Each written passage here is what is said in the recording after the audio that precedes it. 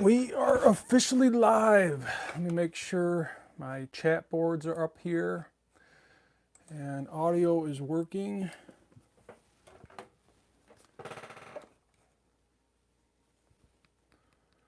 And if you're out there watching, jump in the chat board, say hello. I'm gonna make sure my audio is working here.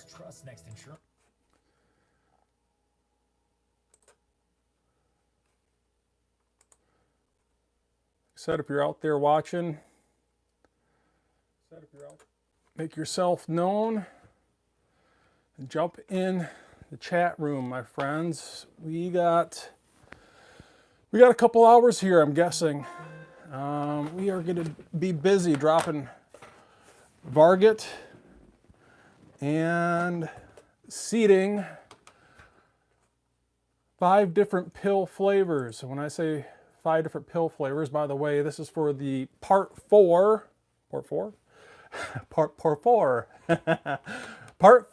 the PSA 5.56 Cold Hammer Forge FN barrel review. And I should say I am, we're gonna drop Varget in different grain weights here and 5 different pill flavors. And just to show you here, this is why it's gonna take a while. I'm doing this a low development, and this is a 1-in-7 twist barrel, and I guess I don't completely expect it to shoot 55 grain nor 60 grain all that well. But I have 55 grain full metal jacket with a cantilever. This actually has a boat tail. I also have the 55 grain VMAX, which is right here. And that is a flat base bolt with a ballistic tip. We also have the 60 grain VMAX, which is pretty much the same thing, just 5 grains heavier. I also have the 68 grain boat tail hollow point right here, and the 75 grain boat tail hollow point. And I need to drop 5 different powder grain weights here, and I'm dropping 10 at 55 grain full metal jacket boat tail hollow point, which is right here. And according to my book, which I'm going to show you here in a little bit, I'm going to drop 25.8 grains of Varget with roughly a 2.2 coal. That's recommended coal. I'm going to have to double check that as I'm seeding it in comparison to the maximum magazine length, but I'm sure I could probably extend that out a little bit further. In regards to the 55 and 60 grain, matter of fact, all of them, recommended coal is 2.250, which I'm probably going to do closer to 2.255-ish. That seems 2.255-ish is pretty much maximum magazine length. But you can see the different grain weights here, and I kind of changed the last two in the 68 grain and 75 grain. I'm about to go over that here in a little bit. I'm just going to wait for a few more people to jump into the chat boards here and log in. But yeah, this has never been fired out of my firearm. You could see I got the brass prep all done, and I have all the primers set. So all the primers are seated just below flush.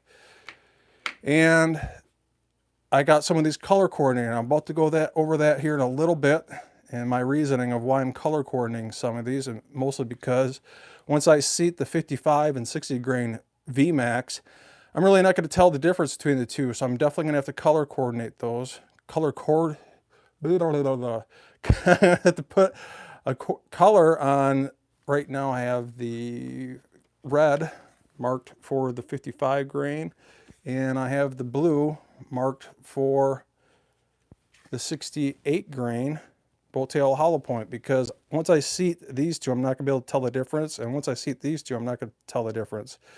The full metal jacket's going to be pretty much a dead giveaway of what that is, but I'm going to need some type of system to tell me which one is which, because once I seat these, they're going to be almost impossible, other than weighing the bullet, which I can't do out in the range, of which one's which. And that's why I'm going to put a red X or a red mark on the neck for the 55 grain VMAX, and I'm going to put, let me silence my phone here so it's not going off here. And I'm going to put a blue mark on the necks of the 68 grain, so I can easily tell the difference between these. You know, I'll be honest with you, I don't expect these three to perform that well. This is a 1 in 7 twist, like I've mentioned before 100 times in this series, it seems like. And I really expect these two to perform the best, a 68 grain and 75 grain boat tail hollow points. But you simply won't know until I could test this. So let me see who's logging in here, and I'm going to wait a little bit longer, and then we'll get this show on the road. And this should be a pretty awesome reloading session. So let me see who's logged in. We've got Scott Lee in the house. He's saying, "What's up, Elster? Good to see you, brother. Good to see you too, my friend." Little Sojus is rolling in the house, saying hello again. Hello back. We got Tyson D. We got Jeff Calvert. We got Adam Schuster in the house. And he's saying, "Good afternoon. What do you think about this crazy weather? How many springs are we going to get this year?" No kidding. Oh my gosh. I mean, literally what, 2-3 days ago, I was out at the range shooting that Know Your Limits target system with Sean, and we're dealing with massive mirage coming off the sand and all that water evaporating out of the sand and fighting that mirage. And what, 2 days later, here we are, you know, damn near a foot of snow. I mean, gosh, it makes you really want to move. Alaska One Andy's rolling in the house, is saying, "Hey there, hello my friend." Good old Amanda Pugmire's in the house saying, "Howdy Todd." And the range is saying he's present, and nice to have you guys along. And if you are out there watching, definitely jump in the chat boards and smash that like button if you could, please. That'd be greatly appreciated, and hopefully we can learn something here together. And we got a lot to cover. I got 5 different grain weights of Varget to drop, and we got 5 different bullets, and that's going to take some time, and we're definitely going to learn a lot here together. And I would usually, being that I have 2 charge masters, I would typically just get both of these rolling, and I would drop powder for the 5 different grain weights all in one shot. But being that I'm live and I'm blabbering a lot, I want to make sure I'm concentrating on just one specific powder weight. And we're going to start out with a 55 grain full metal jacket boat tails at 25.8 grains of Varget, probably somewhere around this coal. And then I'm going to drop this and seat these, and drop this and seat these, and work my way down. Like I said, usually I would drop all this in one shot. That's when I'm not live and I can concentrate a little bit better. But being that I'm live, I want to make sure I don't screw this up, especially when I'm answering some of your questions as we go. So I'm going to drop this, seat the bullet, drop this, seat the bullet, and so on until we get done here. And that's why it's going to take a while. So I'm going to guess a couple hours, especially with some guys. I'm sure if you got questions. So if you are out there and you are new to the game, let me know. Let everyone else know. Are you new to reloading? Are you learning? I'd really like to hear where you're at in your reloading journey. So yeah, I think we're just going to get going here. And like I said, we are dropping powder and seeding 5 different pill flavors for the PSA. And I'll bring that back up here for the PSA 5.56 18-inch Cold Hammer Forge FN barrel upper for this review. And we're going to see what shoots best. And like I said, I got a feeling the 68 grain and 75 grain are going to shoot the best. And I'm just testing these out just to compare them, especially with some fodder ammunition, just to see how it prints on paper. And we are doing 10 of each. And the reason why is usually I would do 6 of each, and I'd do a 3-shot group, 2 total 3-shot groups, 6 total rounds. But being this is for YouTube, and you get crap if you don't shoot a 5-shot group, I'm going to end up shooting 2 total 5-shot groups, or 10 total rounds per bullet. And that's why. But like I said, usually I could tell within 3 bullets how it's going to print at 100 yards, and how that particular barrel likes to eat those particular pills. So if you're out there watching, jump in the chat boards and we are going to get this going. So like I said, this is what we're doing. Let's get moving here. So we're going to do 10 at 55 grain Full Metal Jacket bolt tails at this powder drop weight, roughly this coal. We're doing 10 at 55 grain VMAX, this drop weight, this coal. 10 at 60 grain VMAX, this drop weight, and roughly this coal. 10 at 68 grain boat tail hollow points with this drop weight and that coal, and 10 at 75 grain boat tail hollow points, drop weight, and this coal.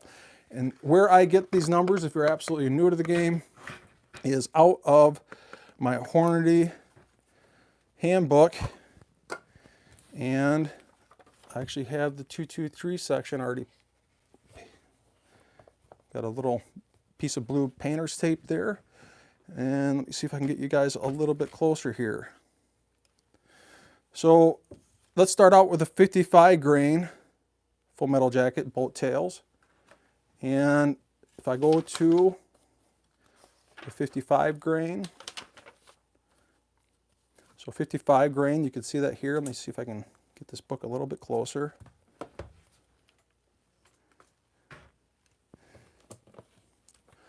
So the 55 grain, and we are doing the Full Metal Jacket with a cantilever, but ours has a boat tail. And you can see I got the bullets already set out here. And here's the 55 grain. Now if you're absolutely new to the game, here's the 55 grain. You can see it's got a cantilever. That's usually where you put a crimp. If you want to crimp, that's up to you. There's nothing wrong with that. I just don't crimp. And if you don't crimp, you don't exactly have to have it right on that cantilever. And really, if you crimp, you don't specifically have to have it on that cantilever. But if you seat this at recommended coal, most likely the case mouth opening is going to land right on that cantilever, and that's where you give a crimp. And that's something you typically do with a good solid military grade ammunition. And that's what we're doing here. So it's recommending a coal of 2.200, and that's why I have that on my information card. So you see right at the bottom, 2.200, and we are doing a Varget. So here's the Varget line here, and you can see if I go across here, maximum is 26.4 grains of Varget. And this next step, that's roughly 3,200 feet per second. Now that's approximation, that's not exact. The only way to truly know is to chrono those numbers with a chronograph, something like a magnetospeed or a lab radar. But with the Varget, the next step down from that would be roughly 3,100. And that's suggesting with Varget 25.5. And you can see I picked 25.8. I'm just starting out here, so I'm definitely not going to get close to maximum. I'm probably going to get somewhere between those two numbers, and you can see with 25.8, that's exactly where I'm going to be.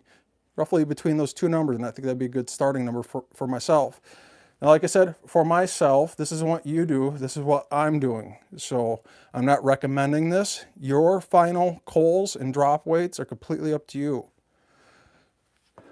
Now, if you're out there watching, jump in the chat boards. I'd like to see who's out there, and if you're new to reloading, let yourself be known. All right, so the next bullet here, the 55 grain VMAX. So I'm going to grab one of those here. So 55 grain VMAX, it's got a ballistic tip, 55 total grains of weight. It's actually a flat base bullet. And that's still in the same category here. It's still a 55 grain bullet. And that actually recommends a coal of 2.25. You could notice with the Full Metal Jacket with a boat tail, it's actually being seated down into the case a little bit more. It might even have a little bit different secant radius to the bullet, and that's why most likely they're doing this, so you can make sure you get that crimp on the cantilever. But for me, I'm suggesting what I do, not telling that's what you should do.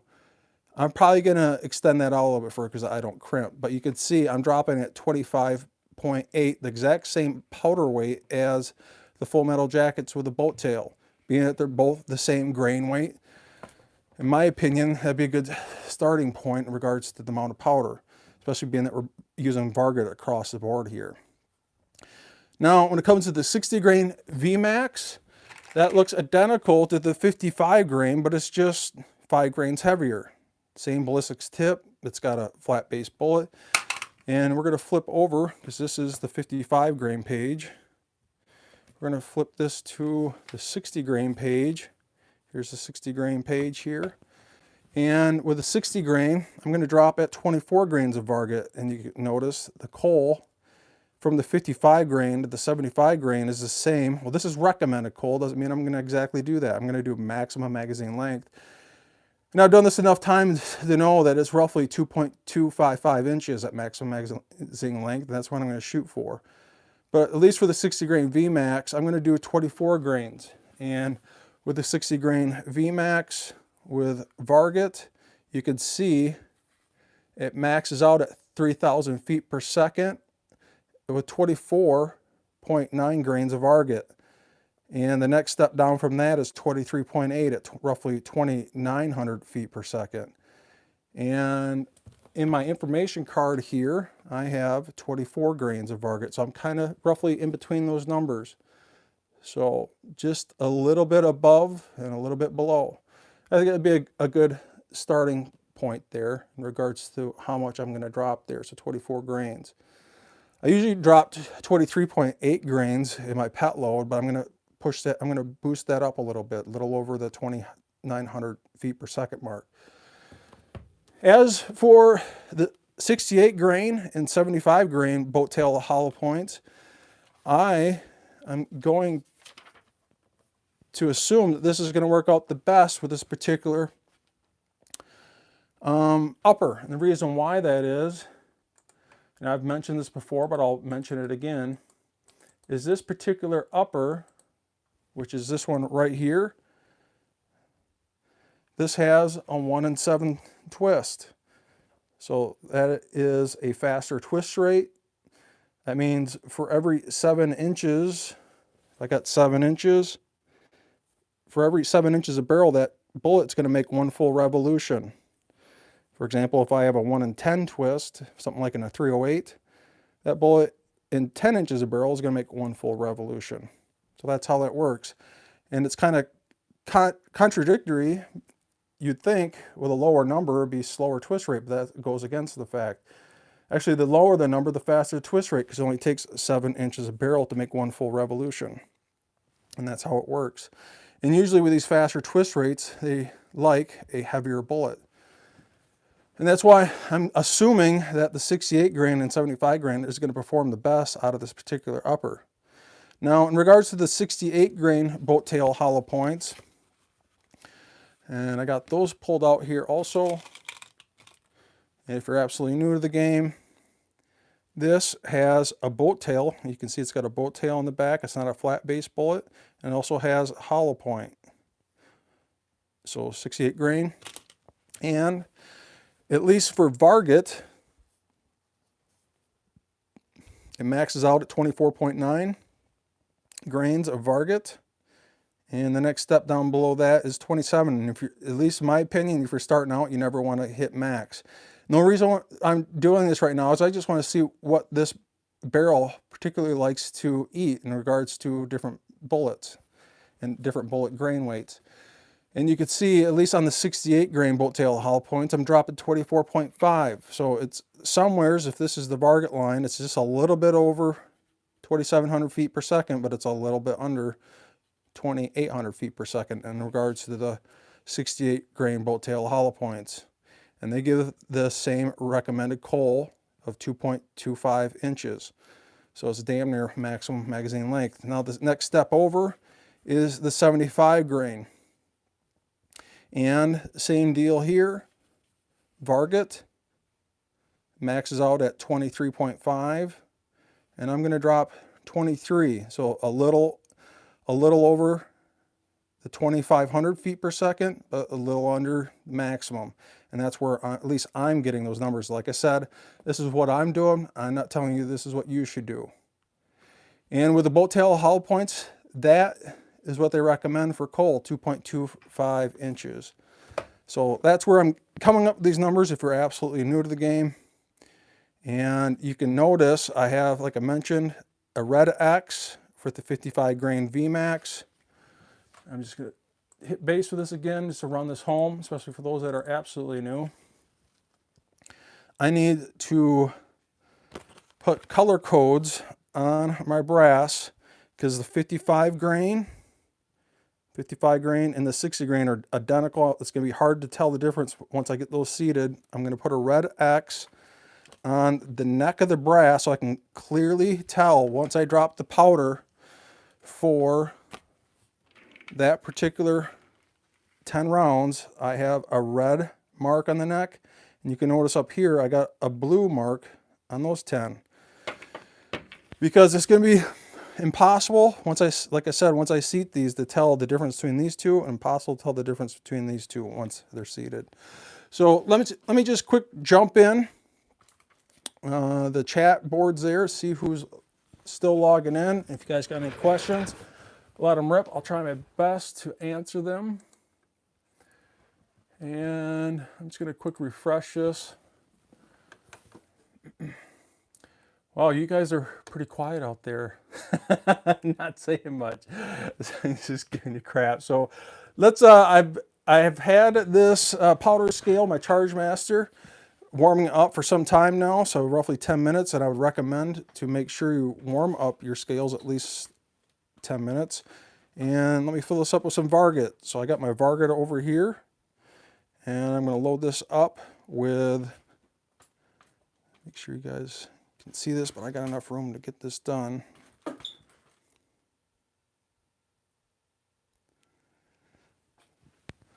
All right, so there's a spout on the side. Before you load this up, make sure this is closed, because if you don't, you're going to have powder all over your bench. And some of you guys have seen this before, so this might be a little redundant, but if you're new and you're new to my channel, I just want to make sure I cover this. I like to wipe down everything with a dryer sheet. The bane of any powder scale is static electricity, so to make sure I eliminate static electricity as much as possible, I'm just going to go over everything.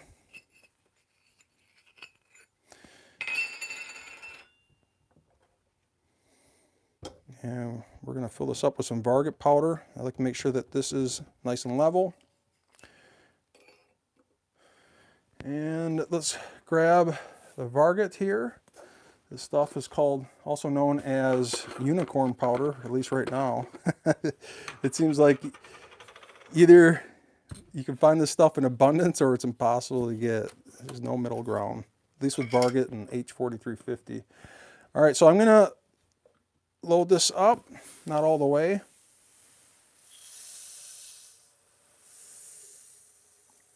So something like that. Alaska 1 Andy's rolling in the house saying loading 6.5 Creedmoor today. That's awesome. Nice to have you along, my friend. All right, so let's get this calibrated. So I'm going to zero this out and hit calibrate. And hit calibrate again. It's asking for 50 gram weight. This isn't grain, that's gram. You can see it says stable there. So I'm going to hit calibrate again.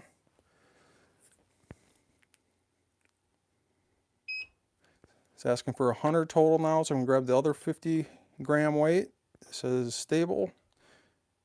Hit calibrate. So it says 100 total. Now I'm going to remove one, make sure it says 50, which it does. Once that says 50, and I can remove the other one, and then it beeps just to say it's stable and ready to rock and roll. Now, I've mentioned this before, mention it again. I have the weight of my pan in regards to the total amount of grains that the pan weighs. So once I put this on, it should say 148. That's what it says. And I'm going to zero this out. And the reason why I put that on there is so I can keep an eye on my scale drifting. And that's what will happen if you get too much static electricity.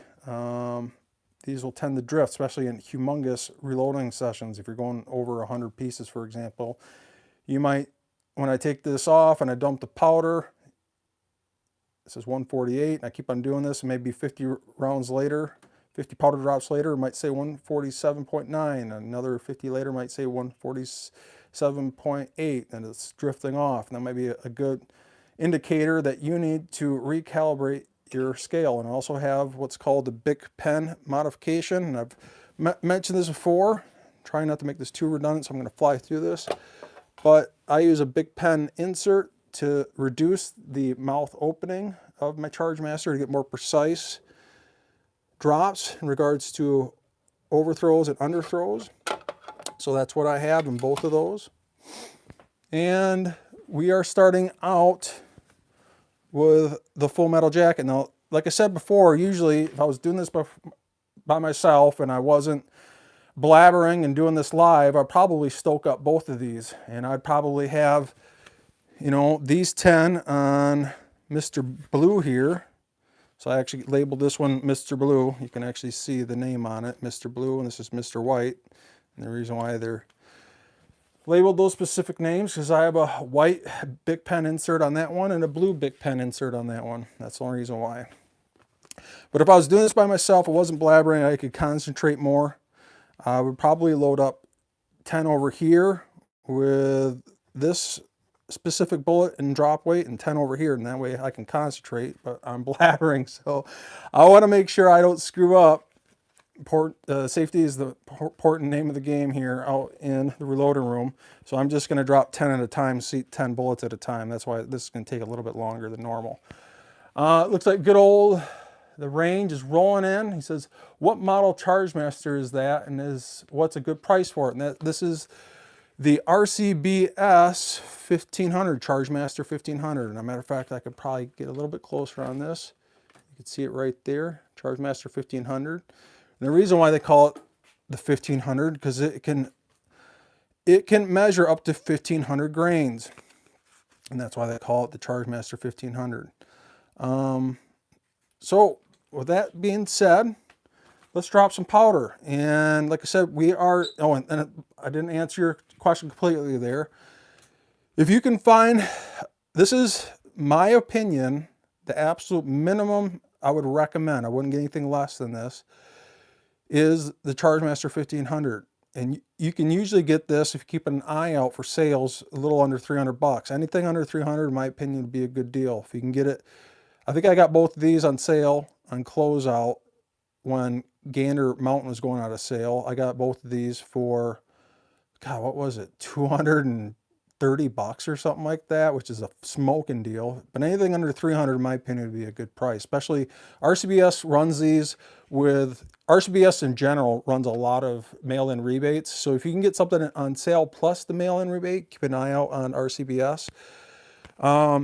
You can get these at a very affordable price, and that's something I would definitely keep an eye on. So, but I would say anything under 300 would be a phenomenal smoking deal. And in my opinion, this is the minimum I would use. That's just my opinion. I know some guys use analog. I just like to cruise through this, and that's my opinion. But if you want a little bit step up from this, I would probably look at the A&D 120 IFX. And some places sell like the V3 model where it has a powder drop and an automatic trickler, and that measures to 0.02 grain weights. The best that this can do is 0.1, so it's a lot more accurate, maybe even faster, and that's what I'd recommend if you want a step up from this. So that's what I would look at. There is the new Chargemaster that just rolled out, and supposedly it's better than this. I've never used it, so let's be clear on that. But for the price that they're asking for that new Chargemaster, I don't know what those guys are smoking on that new Chargemaster. It's way too expensive, and that's why I haven't upgraded. If it was more affordable, like in the roughly maybe 500, I'd probably take a look at it. But heck, they want damn near $700 for that thing. And if I'm going to spend that much for the new Chargemaster, I'm just going to get the A&D 120i with the, like that V3 model that I've shown before, that has the automatic drop and the automatic trickler that hooks up to an iPhone or any type of phone. So So hopefully that answers your question there, the range. Harold Farmer saying, how is the Chargemaster light? Now, I haven't used it. I've known a couple guys that have. It seems like they break down a lot more than the old style 1500. It seems like every time I see someone use one of those, it seems like they're breaking down and they're always sending them in. And that's why I probably recommend just still sticking with the 1500. Spend a little bit extra money, get the 1500. Don't get the light unless you're on an absolute budget. Like I've said before, when it comes to buying your reload equipment, never buy a kit and buy the absolute best equipment that you can afford. And if that's all you can afford, then so be it. Harold Farmer is mentioning Natchez usually has them on sale. And that's definitely a good place to keep an eye on those, especially if our CBS is running a mail-in rebate. Excuse me. Get some water here. Cam413 is rolling in the house saying, hey, Todd and everyone. So nice to have you along, my friend. Vanessa Kitty's in the house. And if you guys are just rolling in, we're dropping powder and seeding 5 different bullet flavors here for the low development. See what this rolls in. Harold Farmer saying, not just at $289, man, that's an awesome price. I'm curious what their shipping would be. I'm sure with the shipping it's close to $300. But check RCBS, see if they got a mail-in rebate. So let's get going on this. So we're gonna start out with the 10 total rounds of 55 grain full metal jacket boat tails and 25.8 grains of Varget. So let me punch that in. So usually the first drop is a little bit slow because it's got a lot of time for the powder to come down the tube and get through that big pen modification. But we got 25.8, so I'm going to enter 25.8, enter, and then dispense.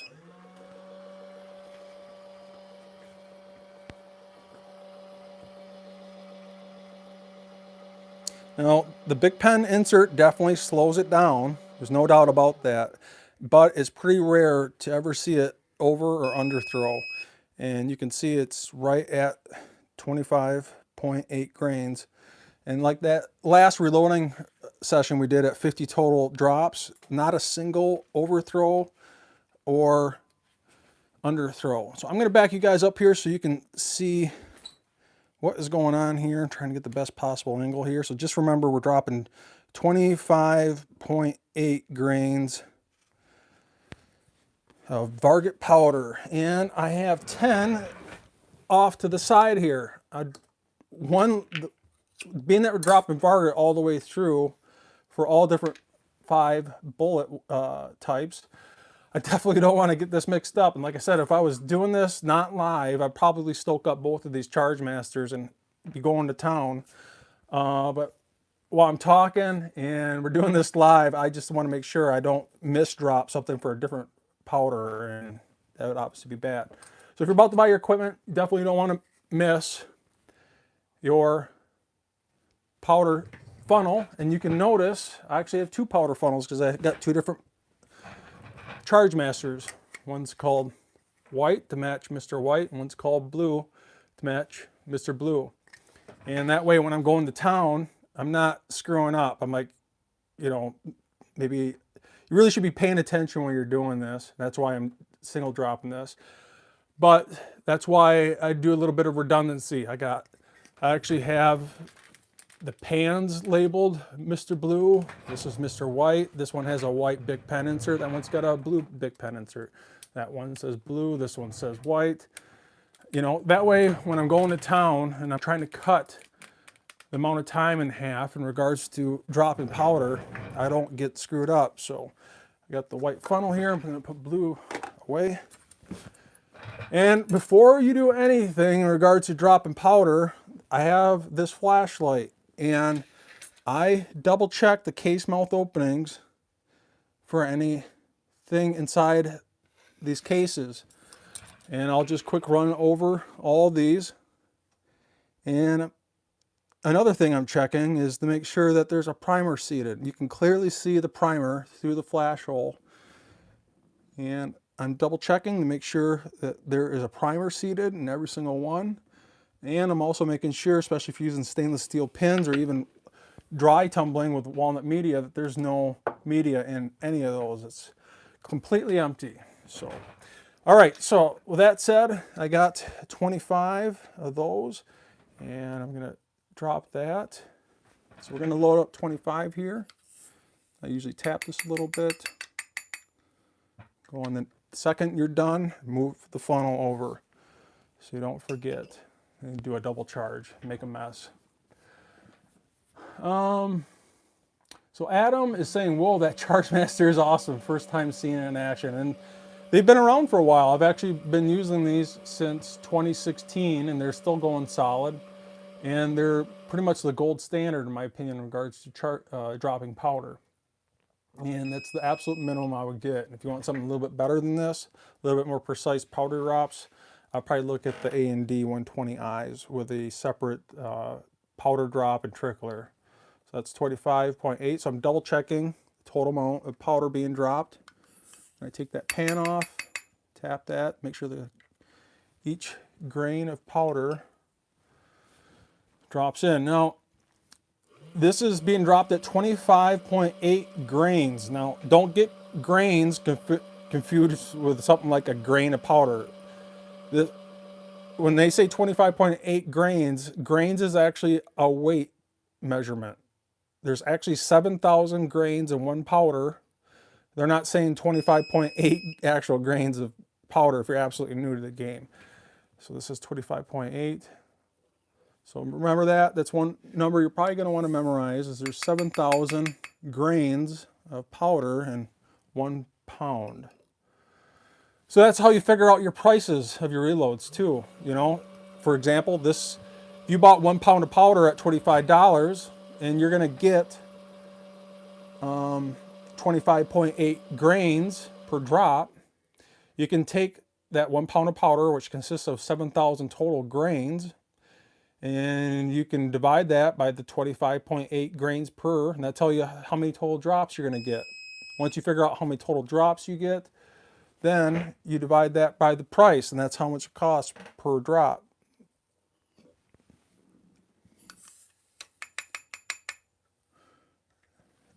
Trying to figure out the price per bullets is easy. Obviously, you know, a typical box usually comes in 100. So, you know, if a box of bullets costs 30 bucks, it costs 30 cents per bullet. Same with primers, maybe $3 per 100. That's 3 cents per primer. Your brass is a different subject. It depends on how many fires you can get on the brass, but say like you can get roughly 6 reloads on it. You can marginally get a rough idea. If you get 100 pieces of brass and it costs you $35, that's 35 cents a piece, then you can roughly divide that by 6 reloads, and that's how much you're paying for the brass, and you add all that up, and that's how much your reloads cost you. So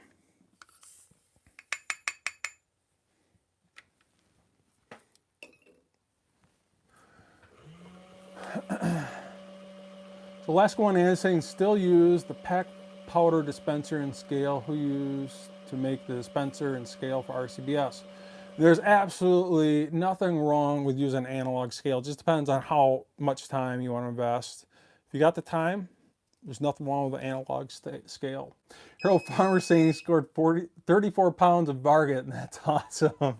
How much did you get them in 8-pound jugs, and how much did you pay roughly per jug? 1 pounds or 8 pounds? I'm just curious what you got them for.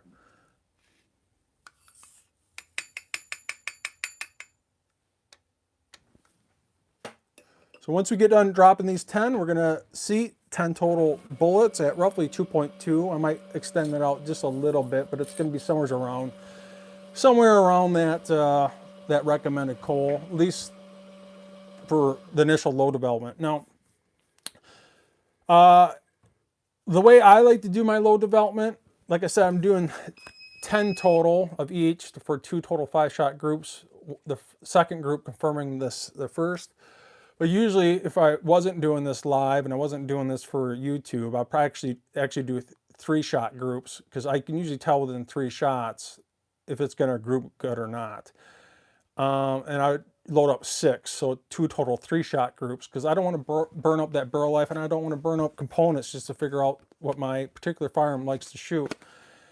But being that this is for YouTube, and God forbid you don't shoot a 5-shot group, you always get burned at the stake here if you don't shoot a 5-shot group, and that's the only reason why I'm doing 10 total. Otherwise, I would just do 6 total each for 2 or 3-shot groups. So the range saying so at 25.8, you get 271 powder drops per pound. That sounds about right. So what you do to figure out the total price per drop, obviously, is you take that 271 total powder drops and divide it by the price. That would tell you how much you're paying per drop.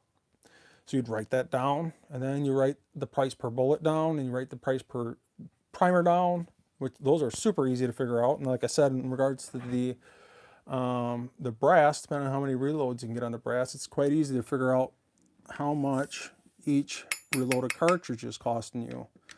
Then once you figure out each reloaded cartridge, what you can do is times that by 20. Usually when you go buy, at least for precision ammo, when you buy a box of 20, say for example, something like this at Shields or whatever, Cabela's, you know, a good quality match grade ammo for 20 total rounds on a 223 might cost you between 15 and 20 bucks. And then you take that price per round and times it by 20. And general rule of thumb is usually your reloads are going to be half the price, not all the time, but usually about half of a good quality match ammo. So this is dropped very consistent, no under and over drops. Like I said, this only drops with an accuracy of 0.1 grains.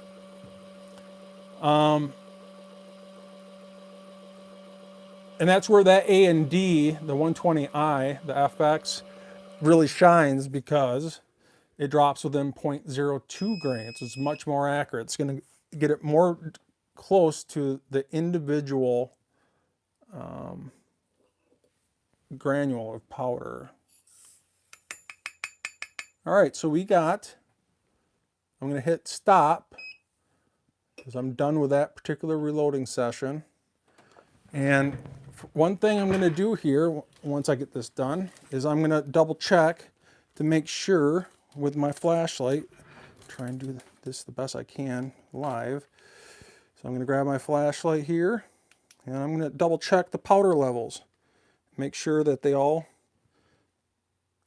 filled up and they're all consistent. So that looks really good.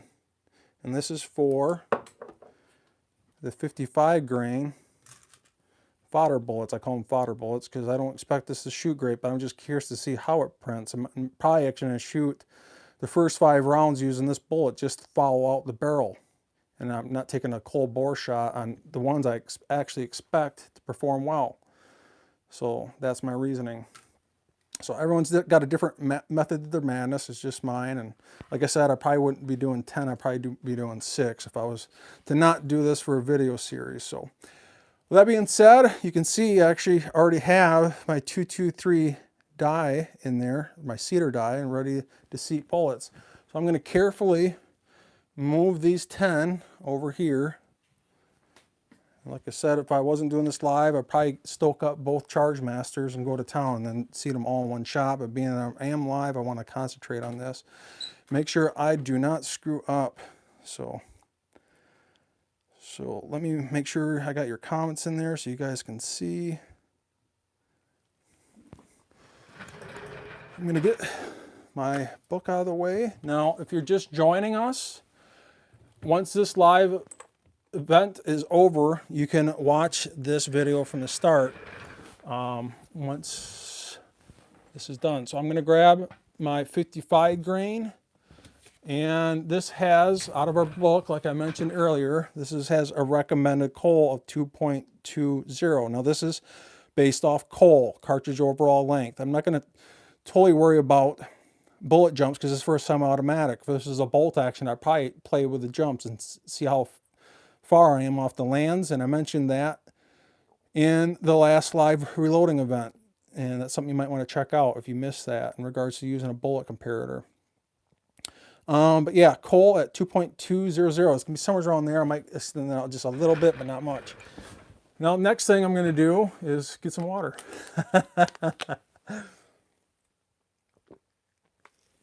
And I'm gonna grab one of my PMags here because we're doing a semi-automatic. And I gotta make sure that the round fits in the mag, but I might extend these out just a little bit. It's been a while since I've reloaded a fodder bullet like this. When I say fodder, a crappy bullet, because that's what these are. These aren't spectacular, definitely not match grade. So before I get going here, I'm gonna read some of your comments. Harold Farmer saying 203 and some change for each 8-pound bucket, and that's a pretty darn good price. I would say that's very reasonable. $33 per pound, that's pretty darn heavy. So if you can, buy your powder in 8-pound jugs, and I got this for $199.99, so 200 bucks. So I'm right around there with the Harold Farmer in regards to what I got this Varget for. So it's a pretty darn good deal.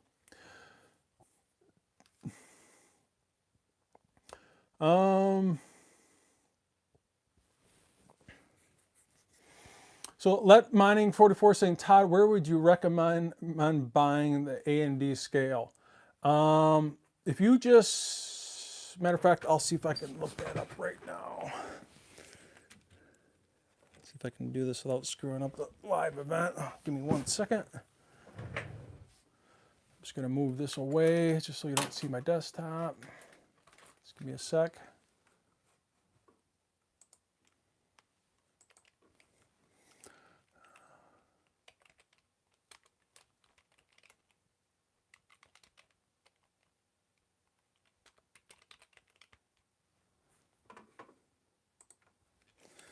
So the A&D 120i V3, so I believe it's right here. So there's numerous places where you can get these. I haven't looked into this for some time now. But one is autotrickler.com. And this is one place. You might want to check out some other places too. But they sell this kit, which is the auto trickler and auto throw for the A&D for 490 bucks. And this drops the powder. You get it remotely close. So say like you're dropping 24 grains. You might want to set this to drop roughly, maybe if you're doing 24 total, you might have the main powder drop at 23.8, and then the trickler would trickle off the 0.2. Remember, this is accurate up to 0.02, I believe, off memory. I've never purchased one, but it seems like people really enjoy these. And this would be definitely the step up from a Charge Master. So I would say minimum with the Charge Master, and then the next step up would be this. And you can see they sell the trickler and the throw separately, and then they have this accessory kit too. So that's something I would definitely look at, and you can hook this up, or you can get this squared away on your phone or an iPad. So you can sync this up with an iPad. And as a matter of fact, it looks like good old Gavin's got a video here showing you how to use it. And if I was to upgrade from a Charge Master, it'd probably be something like this. I don't know the specific company. I'd do some research on it, but it'd be something using the FX 120i with some type of company's powder drop and trickler. There's, I think, 2 or 3 other ones that I would probably recommend. I just don't have time to go over all that right now, but it'd be something similar to that is in regards to using the 120i, and that would probably be the next step up from what I'm just talking about. Let me make sure you guys are in the picture here.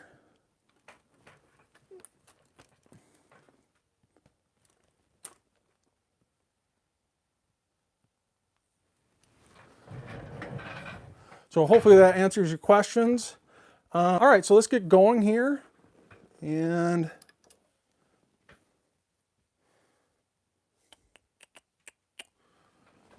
I got one piece here. All right, so I got my 10 on the right side. Usually I put them on the right and I keep my bullets on the left. So I'm gonna carefully grab one of these that are full of Varget powder. I'm gonna clip this in and I'm gonna grab one of these bullets and we're gonna start out here. This cedar die is definitely not set up. I need to set it, and we're doing 10. So you can see I didn't even touch that bullet yet. So I'm actually gonna raise that up until I feel it. Now it's coming in contact with the bullet, so I'm not wasting my time. I'm gonna carefully lower this, and then I'm gonna screw this down a considerable amount, probably something like that, just to start out with. So I'm gonna carefully clip this out. Make sure my bullet's nice and straight. And we're gonna start with the seating process. Now I know this is not remotely close, but I'm gonna measure this to get an idea of where we're at. And I got a ways to go. So you can see there, let's see if we can zoom in on that. So it's just barely seated. We're just starting the seating process, and I need to work my way down to roughly 2.20 inches. Like I said, I might go above that a little bit. So I'm going to quick measure this. Now before I do that, I've said this before, I'll say it again, double check your calipers. Before every reloading session, I have this one piece of brass that I know for a fact is 1.750 inches. And see if we can get that a little bit clearer. So I know for a fact I got this one piece of brass, 1.750. And I'm going to double check, make sure that the batteries are fresh and my calipers are reading true. And right there, so 1.750. So I feel confident now that I can continue with my reloading session and that this is reading true. Now, with that said, always use an anvil, in my opinion, on your calipers, always. That gives you much more consistent readings. Especially in semi-auto brass, because semi-auto brass is notorious for having beat up bases from ejectors. So we got 28 watching right now. So if you guys are out there and you're enjoying the content, if you could do me a favor, smash that like button. And if you're not enjoying my content, then don't do anything. Just kidding. All right, so let's quick measure this one piece. I'm actually gonna probably screw this down a little bit more just to make sure that this bullet doesn't pop out, but we got a ways to go. How many scrubs saying, what the hell, I didn't get a notification you were live? And I've heard rumors about that happening, and I wish that wasn't the case. I definitely made a notification even in the community section that I was going live. So I don't know if that's conspiracy or what. So we got a ways to go here. Remember that the recommended coal is 2.200, and we got a long ways to go. So let me get this keyboard out of the way.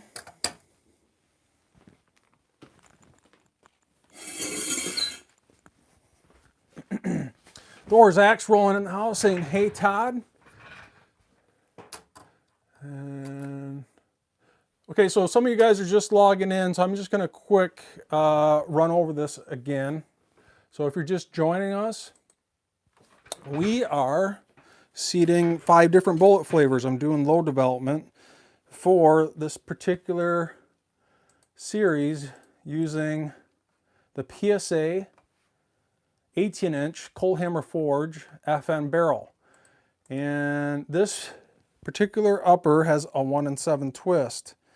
So I'm actually expecting this particular upper to favor heavier bullets, 68 grain and 75 grain. I know some of you guys are just logging in, so I'm going to just quick skim over this. I've already gone over this, but I'll just quick touch base with it.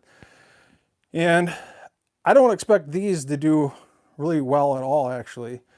I'm just loading them because I just want to see how they function. We got the 55 grain full metal jacket with a cantilever and a boat tail, 55 grain VMAX, 60 grain VMAX. I don't expect these to print all that well. Matter of fact, in the first part, we actually shot these already in the VMAX, and I actually expect these to perform the best because they're heavier bullets. It's a 1-in-7 twist, and they're probably gonna enjoy, or actually prefer to shoot, a heavier bullet, and that's what we're doing. So right now, I am seating the 55 grain. We just started, so if you're just joining us, that's where we're at. So, and if you're getting to this video really late, you can watch this from the beginning. Watch this from the beginning once this live session is over. So, all right, so we got a ways to go, and we're at 2.319. We need 220, so I got a ways to go. I can screw this down. And this is definitely not a micro seater die. I don't know exactly how much I'm seating this. So we're getting closer. So we need 220. So that's where we're at right now. So I am just going to keep on going until we get close to that. And it's going to be somewhere around that cantilever. Now, I do not crimp my brass. Never have, and I most likely never will, and I only do it for hunting rounds. But you can see right now, we're not remotely close, but right now, I clip this in a magazine, and you can see it's still over maximum magazine length, probably a 1/16 of an inch roughly. So I definitely need to keep on going. Now, if I wanted to, I could seat that out to maximum magazine length and not worry about crimping this, especially on the cantilever. But with that being said, I got to make sure an adequate amount of this bullet is in the case, because this bullet is so darn small. I mean, let me grab one of the 75 grain and show you the difference, especially if you're new. So here's on the left is a 55 grain, which I don't expect to shoot well at all, actually, because it's a 1-7 twist. And here's a 75 grain. See how much longer it is? See how much, if I put the tip to tip, you see how much more that bullet is going to seat inside of that brass casing. So if I go up to the crimp here, if you're absolutely new to the game, you can see how much more that bullet is going to seat inside of that casing. So roughly something like that. I mean, you're talking damn near 1/4 of an inch. As a matter of fact, I'm expecting this longer and heavier 75 grain to most likely compact that Varget powder a little bit. That's probably going to happen. Now, if you wanted to crimp on the cantilever, usually you would seat this bullet at recommended coal at 2.20. And you would crimp it right on that cantilever, and that's usually for military rounds, because they want to ensure that that bullet doesn't get pushed in to the brass casing when you're thumbling around for ammunition in your backpack, and you're throwing your backpack around and the backpack hits a wall, and they don't want to make sure that that bullet doesn't get pushed into the casing. And that's where, yes, you might want to crimp, especially if it's a hunting round. You might want to put a kiss of a crimp on it, and that's actually what I do. But with that being said, these are precision rounds. I never crimp my anything, regardless of semi-auto or bolt action, but that's up to you. I'm not saying that's what you should do. That's just what I do. So let me put that back. So I have a ways to go here. I'm still over maximum magazine length, so I'm going to keep on rolling here. If you guys got any questions, let them roll. And the range saying, Todd, do you anneal 223 brass? I anneal all my brass, and this brass has already been annealed, and I definitely anneal my brass. Matter of fact, in the very first part of doing this, that was in that part. The first part of, I can actually bring up that series. So here's that series. So if you haven't seen any parts of this series yet, see here. This is actually the first video that we did. And if you remember that, it was getting reloads ready for the PSA upper because I didn't receive it yet. So we actually annealed in this part. And then we shot some of that reloaded ammunition. And then we started reloading, doing load development here. And then this was the very last part Actually, this shouldn't be in here. This is, yeah, I gotta remove this. That needs to get removed. So this was the last part that we're up to right there. So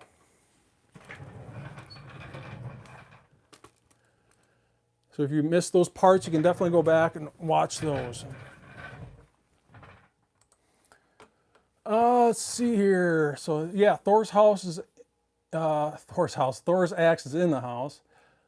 So we talked about the bullets we're seating if you're joining us late.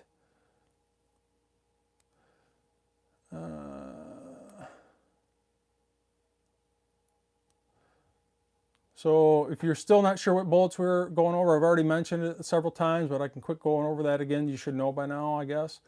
I think that's it. So yeah, definitely check that out, the range. If you missed that part, I definitely annealed that. So shows you my methods of annealing 223 brass. So all right, so we got a ways to go here. I'm still over maximum magazine length.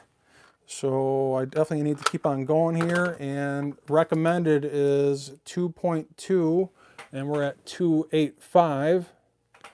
So I'm going to keep on screwing this down, and I need to get it remotely close to that cantilever because these bullets are so short, and I'm not crimping, so I'm not concerned about getting remotely close to the cantilever. If you are crimping, you're probably going to want to crimp on the cantilever, but I'm not, so I'm not totally concerned about that.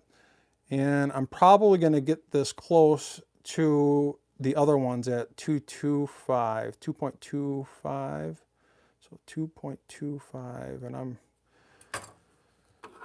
usually that 2.255 is maximum magazine length, and I'm going to clip this in.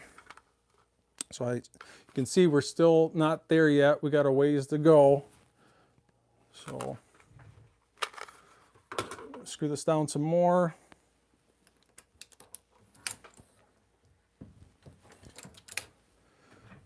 All right, so I'm just probably going to load it right at these other ones at 2.25, probably 2.255. Maximum magazine length on all of them. Now you can see that I am now at 2.261. And I could probably squeeze this into this magazine. I'm going to double check that. So let me clip this in, and it just barely clears. So that's what I would consider maximum magazine length. So let me see if I can get this a little bit better in the light here. So you can see it just barely clears, and that bullet is actually scraping on the inside. And when you're loading the maximum magazine length, and I already know this, it's usually 2.255. They're recommending on the other ones, if you remember. The reason why they're recommending 2.200 on this one, because they want you to crimp on the cantilever, which I'm not doing, so I'm not worried about that. That's why I'm going to go to 2.255. That's maximum magazine length, and that's what they're recommending on the other ones. And you got to allow some room in your magazine, obviously, so this functions. Right now, that tip of the full metal jacket's just scraping on the inside of that mag, and that's not going to work. So I got to keep on going. So if you're absolutely new to the game, that's why. So I'm going to keep on going here. So, and you can actually hear, as long as the powder is not compressed, you can actually, if you shake this next to your ear, I don't know if you guys can make this out. You can hear that powder shaking. If you're ever curious, like, man, did I drop powder in that? I'm not sure. You can actually shake this next to your ear. You can hear that powder. Little trick.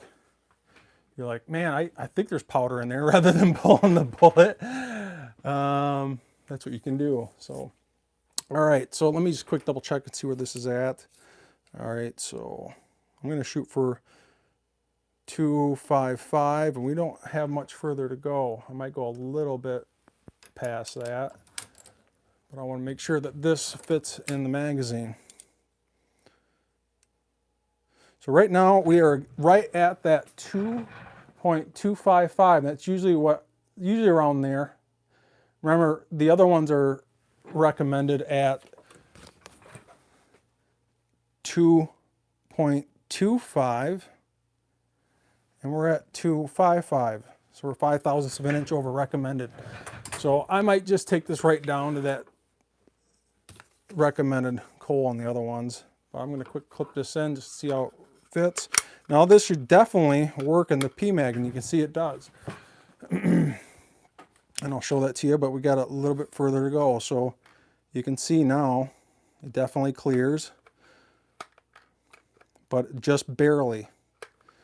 So I'm probably just going to do the same as the others. Like I said, I'm not crimping these full metal jackets, so I'm not totally concerned about it getting on that cantilever, because I don't crimp. So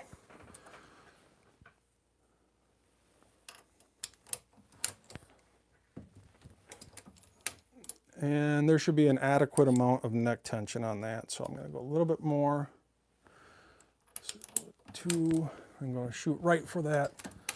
And when I seat bullets, I usually, when I at the bottom stroke of seating bullets, I push down quite considerably to get a consistent seating depth. And that is right there, right at 2.250, right on the money. So I'm going to quick seat one more. Now, I'm going to put this in my ammo box now. I can do that, and I know for a fact, obviously, that this is a full metal jacket with a cantilever. I can see the cantilever. None of the other bullets are remotely close to this, so I'm not concerned about it. I'm not going to color coordinate this one because all the other bullets are completely different.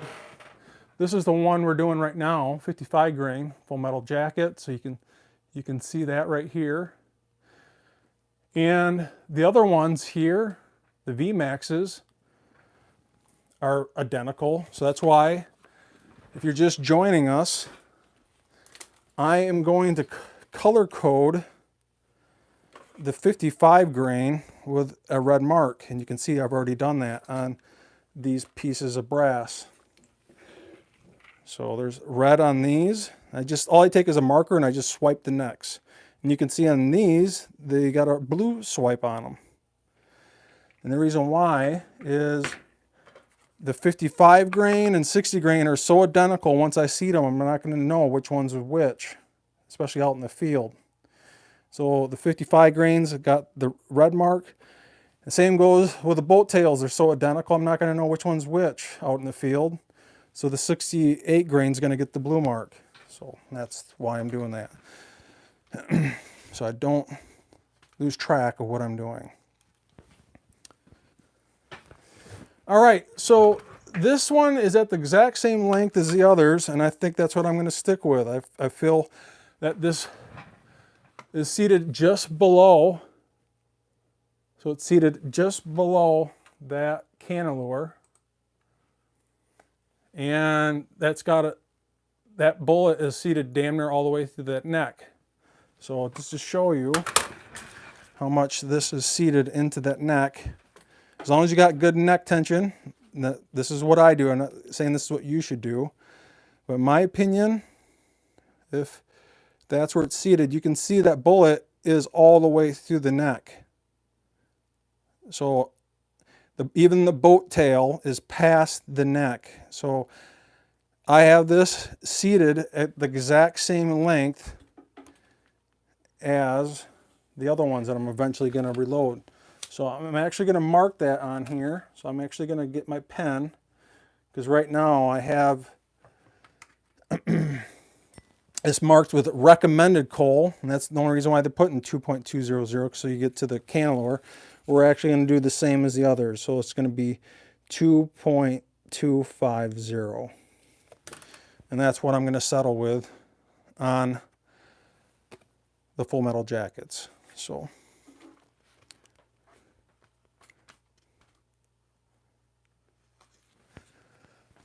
all right, so that being said, I'm going to finish the other 9 here. So that's just the first one, and I'm going to put this in my ammo box. I'm not concerned about it getting mixed in with the other ones, because it's clear as day that that's the full metal jacket with a cantilever. So I'm going to grab my next full cartridge here of powder. I'm going to seat this bullet. And you go nice and slow, nice and slow, nice and slow. And at the bottom, I give it a nice tug. You never want to ram that down when you're seating bullets. And this one is right there, the exact same length. So 2.250. And usually, if you're reloading for a bolt action, you're going to want to use bullet comparators with an ogive comparator in there, especially for a bolt action. And I usually sometimes will double check, make sure I'm not anywhere as remotely close to the lands of the semi-automatic, but usually you're restrict to the maximum magazine length. So let's do the next one.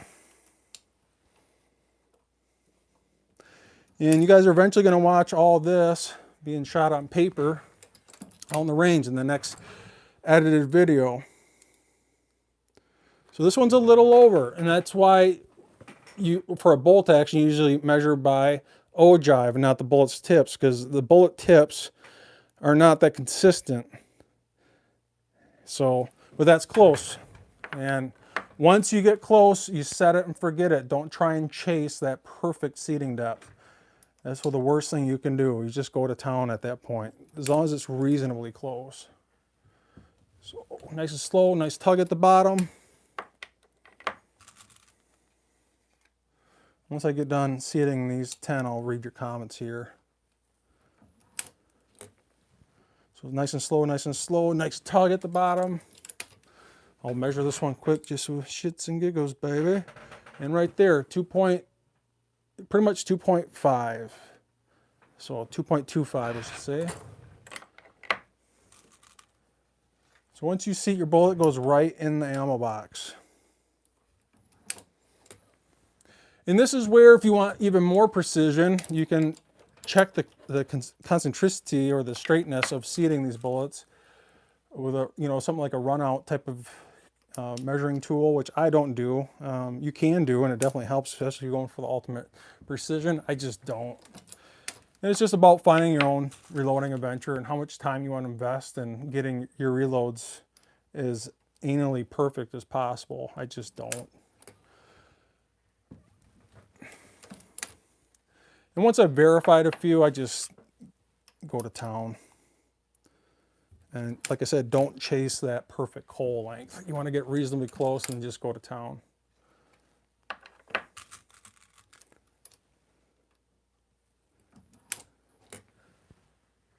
All right, I just got a quick check on my dogs here. I'll be right back.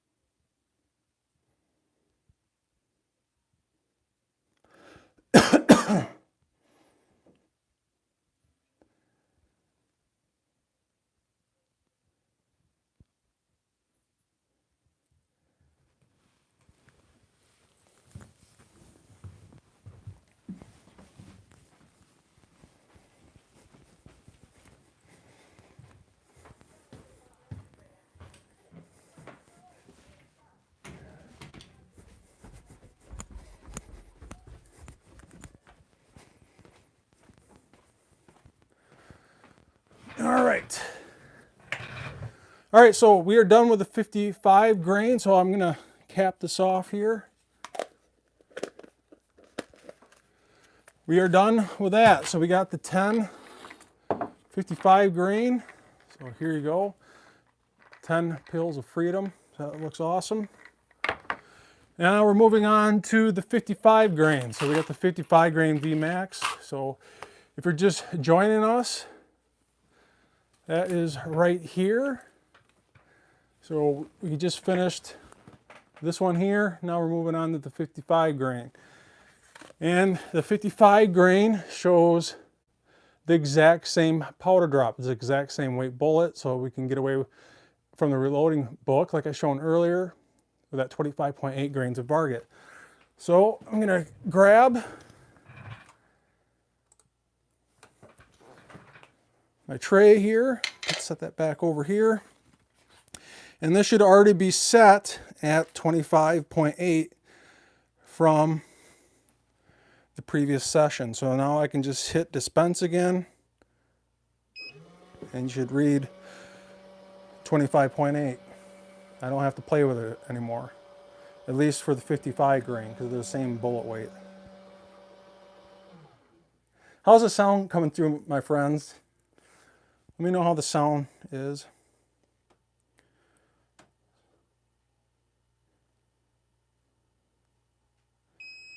All right, so 25.8. So let's drop these. Heavy Scrub saying the sound's good, so that's good. I'm going to back this up so you guys can see this getting dropped.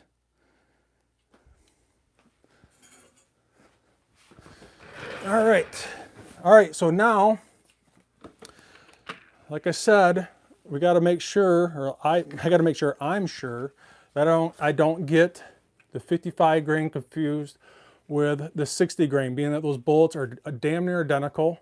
They are in regards to how they look. Once I seat it, I won't know which one's which. So the 55 grain is gonna get a red swipe across the neck, so I can clearly tell that that's 55 grain.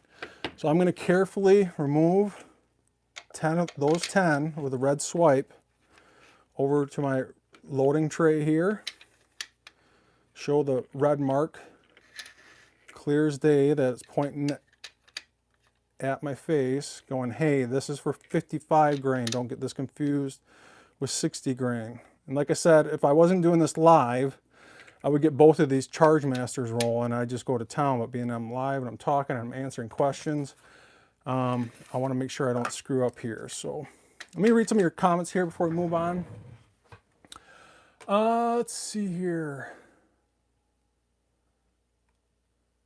Heavy Scrub was saying I was watching older videos of this earlier, so that's awesome. And if you're just joining us, you haven't seen this series, you really should check out this series. And it is awesome. We're going to take you through numerous parts of this series, from getting ready for receiving this. So I had some ammunition to shoot out the range. We shot those preliminary rounds. And then here we did the first part of this reloading event up to seating primers.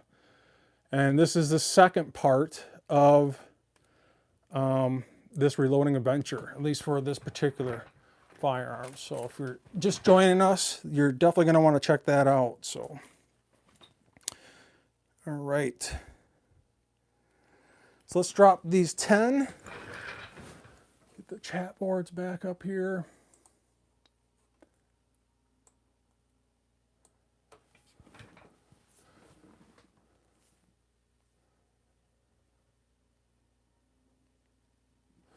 All right, so we got 25.8, so the exact same amount of powder as the 55 grain Full Metal Jackets.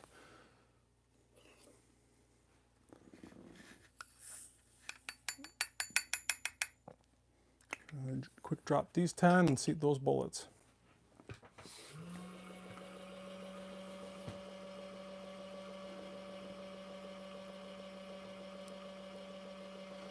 And thanks a lot for that comment, Thorzak, saying there are very few people that I would take serious about reloading. Todd and Johnny's are in that group, and I 100% agree. Johnny's definitely one. Gavin Tube is probably another one. Eagle Eye Reloading, or shooting, I should say. High Boy, 76 High Boy would definitely be in that group. I know X-Ring is touching base with doing reloads. I don't know if he's actually going to start reloading here in his channel, but if he does, I would love to see X-Ring reload, at least live or an edited video of it somehow. So we're going to drop these 10, then we're going to seat some 55 grain VMAX.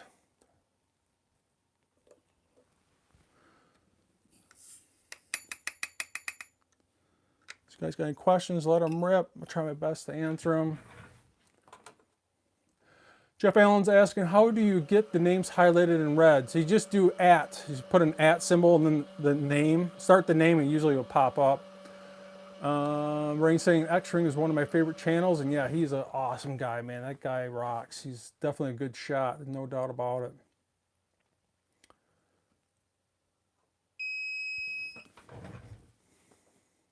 So yeah, you guys will eventually see these very reloads shot on paper, and that should be exciting. And that should probably be later, sometime this week.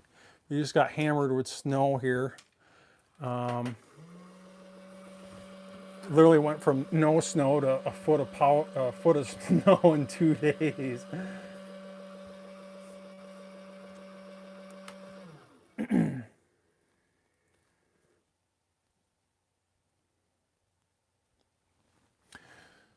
And man, these Charge Masters definitely make it quick and easy. I definitely wouldn't say they are the most accurate, but they're reasonably accurate, I should say. That's where those 120 I, A, and D scales would really start to shine if you want something a little bit better than the Charge Master. Range the same, thanks for not sending that snow to Illinois. No kidding, man. Jeez. That's one of the downfalls, I guess, living in northern Wisconsin.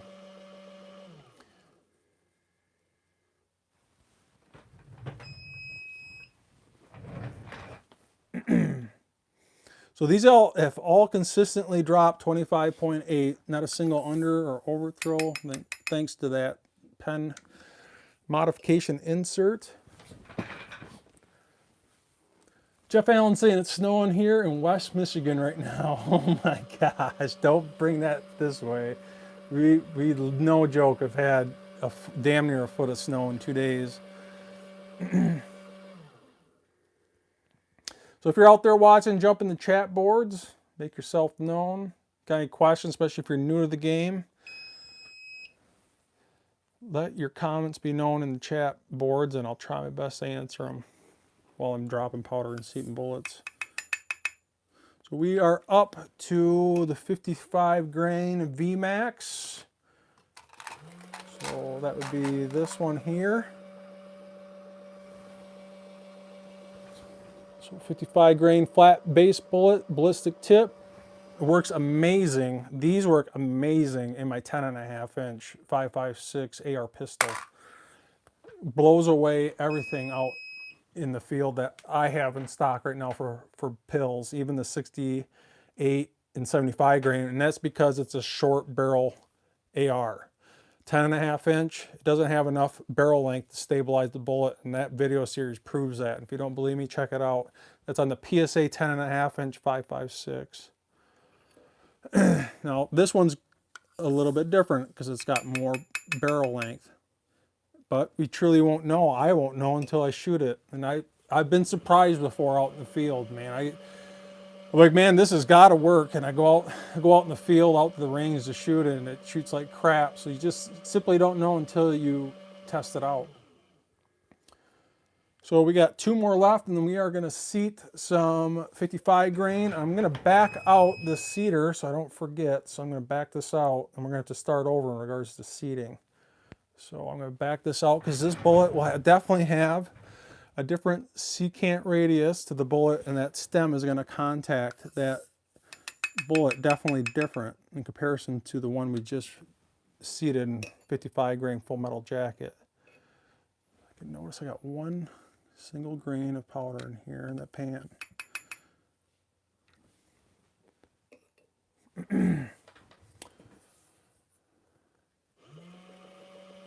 So no way to do a Mr. Rogers intro.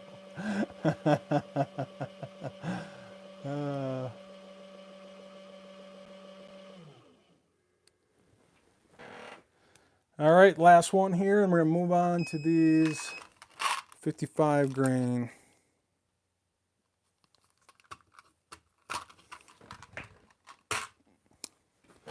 All right, so 25.8. All right, so I got those 10 done, so I'm going to carefully move this over And before I seat these bullets, I'm actually going to weigh one of these bullets just to show you how, if it says 55 grain, it's not always the same. I'm going to hit stop here so this doesn't dispense powder when I put the pan on. So I put the pan on, it doesn't dispense because I hit stop.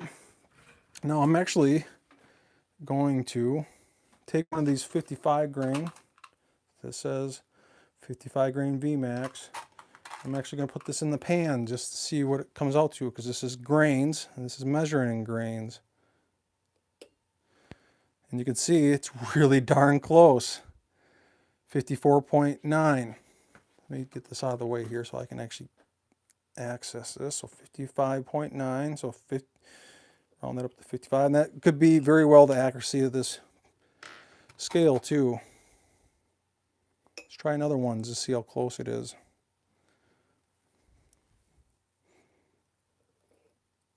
Try and do this without dropping powder out of that. So you can see this one's a little off. So 54.8. Let's try one more.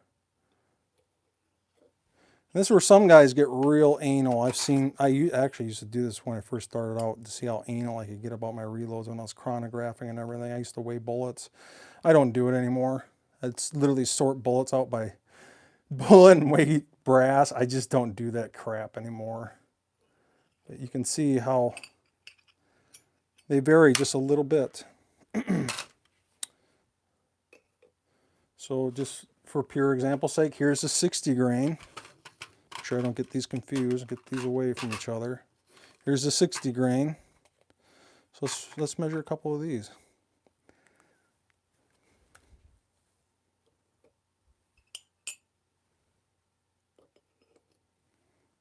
So you can see they're not always right on the money. 59.9. I'm just going to grab one more just to show you guys that are absolutely new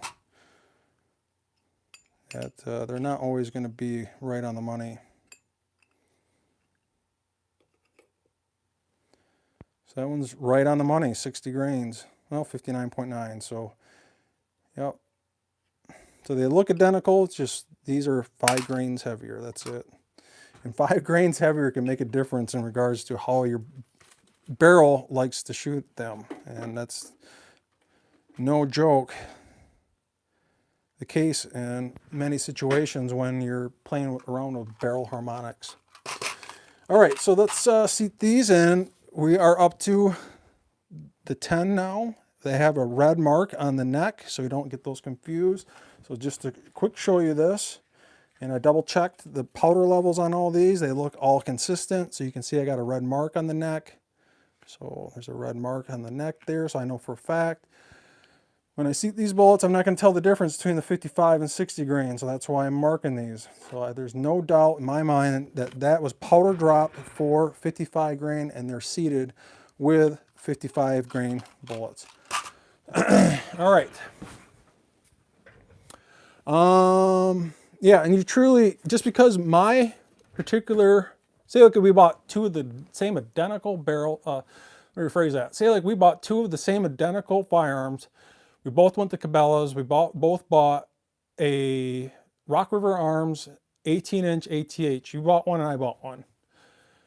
And just because I hunt down a load for mine and it works amazing out of mine doesn't mean it'll work great out of yours, even if they came off the assembly line at the exact same time.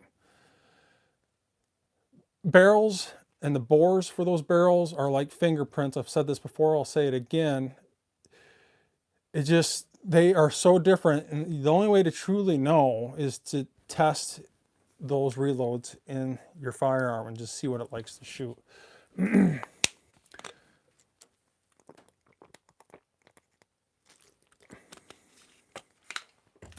All right, so I backed this stem out a little bit, so I make sure I don't overshoot my seated depth, and touch base for that again. We are shooting for 2.250, so right across the board we're all doing 2.250 just to make sure that they fit inside of a PMAG.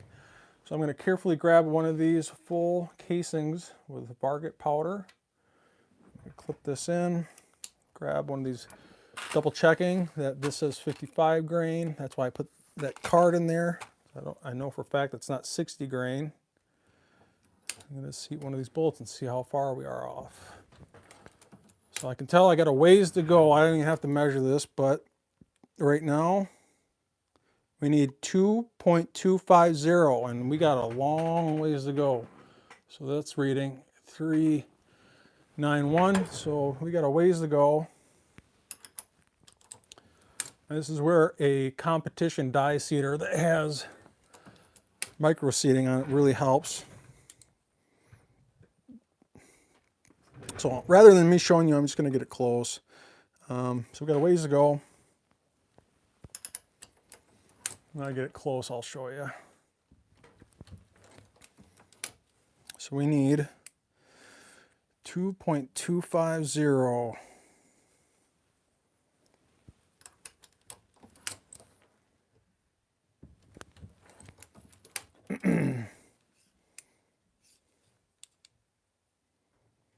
So we're at 294, getting close.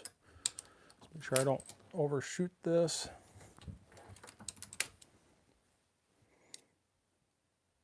.283.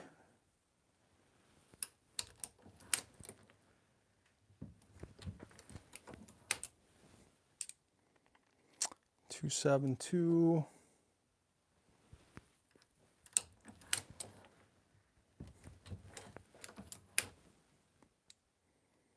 All right, so we're getting really close. So we're at 261. So right there. So our recommended coal cartridge overall length is 2.250. So we're 11 thousandths of an inch off. I'm actually just going to quick double check this in a PMag to see how it looks. And get you in a little bit better light here. So you can see this is really, really close, and it doesn't actually fit. I mean, it just, well, it actually does fit, but it's skimming. That tip is just skimming the inside of that PMag. And we need to go another 11 thousandths of an inch. So we're going to be right at maximum magazine length, so there's no doubt about that. So let's hit that goal of 2.250 that was recommended out of the Hornady manual, like I explained earlier in this video. And if you're just joining us, once this live event is over with, you can definitely check that out. So we are getting close here. So you can see I go slow, slow, and give it a tug at the bottom. So we're at 254, so just a little bit more. And we're going to call that good. So I always give it a nice snug at the bottom for consistent seating. And that's right there. We are right on the money at 2.250. All right, so this one has the red mark on it for 55 grain VMAX. I noted that on my card with the red mark. This has a red mark. This tells me exactly what this is. And I'm not going to put this right next to it. I'm going to put it in a row over. And I can clearly see that red mark. And that's why I marked the next. I can clearly see that that is the red mark 55 grain.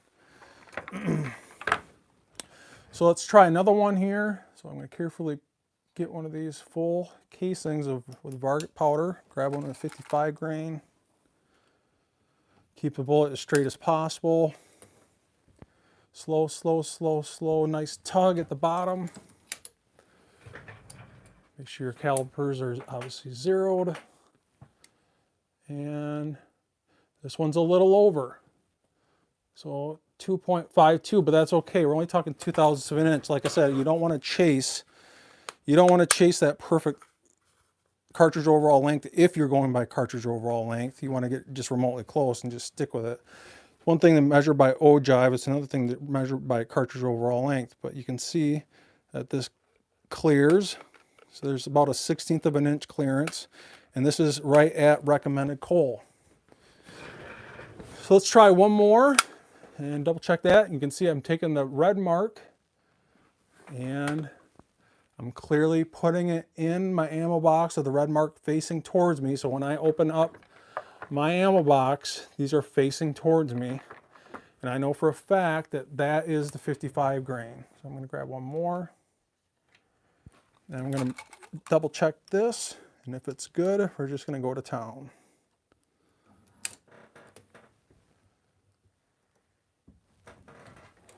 All right, so let's check the coal on this.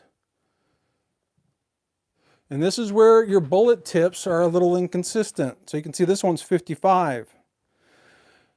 So after running 3 of them, I'm gonna screw this down a little bit, and I'm actually gonna set all of these at this one. So I'm gonna get this, being that this was the heaviest one. So this one's at 2.250 now. I'm actually gonna reseat these 2, and now I'm gonna go to town. So I ain't gonna measure this. I'm just gonna put it right back in the ammo box. Like I said, you don't want to chase your coals. Once you have it set it and forget it. So the red marks are clearly facing towards me. I'm gonna grab the next piece of casing full of Varget powder.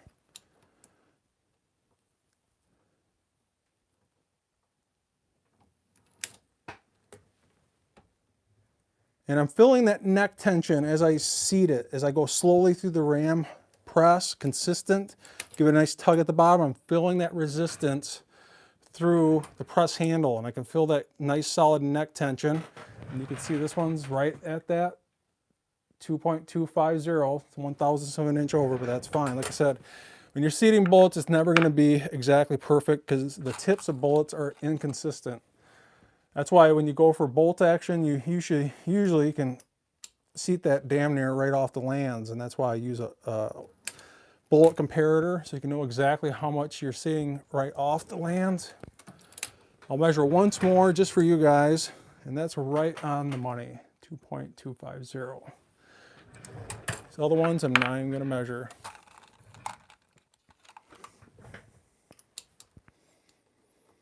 All right, so we got 5 left, and we're just going to take these right out of the press and right in the ammo box with the red mark facing towards me.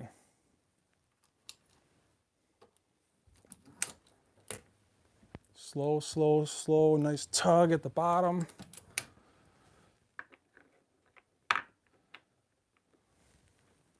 This is why I mark my necks. I don't mark the base of the reloaded ammo, obviously, because you won't be able to clearly see which one's which.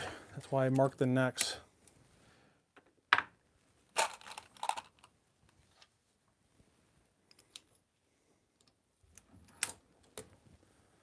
Slow, slow, slow. Nice tug at the bottom.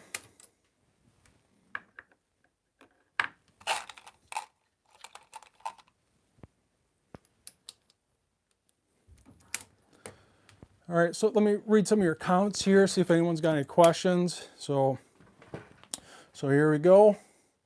55 grains are done. I've got them in the next row over so you can clearly see which ones are which. So I'll quickly show you that. So you can clearly see that these have the red markings on it. And I'm gonna, once this is all done, this info card is gonna go right in here. So you can clearly see night is night right there. See it? It's got the red marks. Info card. Let's move on to the next one, 60 grain VMAX.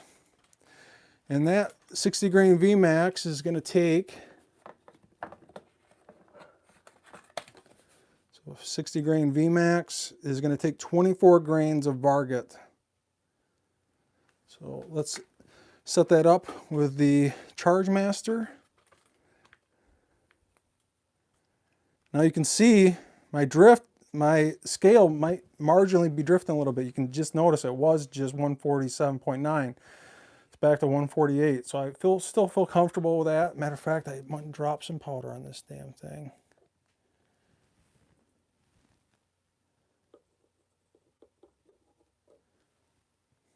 All right, so we're at 148.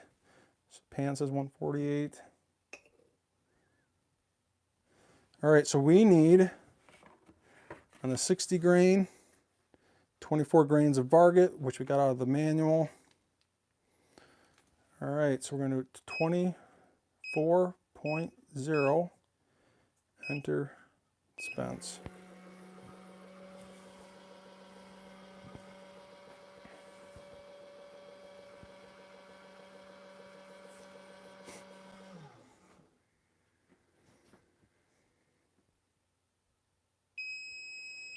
Right on the money. So let me get this out of the way, get our tray back over here. And transfer over the next 10. Now these are not color coordinated because they don't need to be. I'm only concerned about getting these mixed up with 55 grain.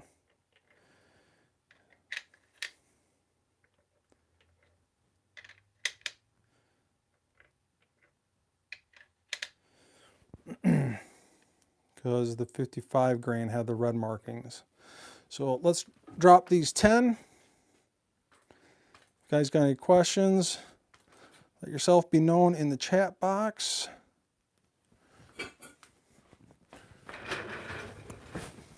All right, so let's drop 24 grains of Varget into this casing.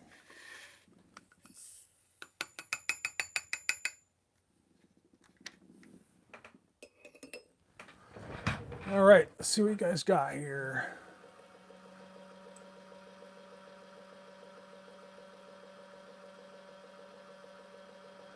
And Jeff Allen saying, that's what I like about Todd here and the guys like JRB. They back up the reloading with shooting time at the range with live targets that are not cherry picked. And that's exactly right.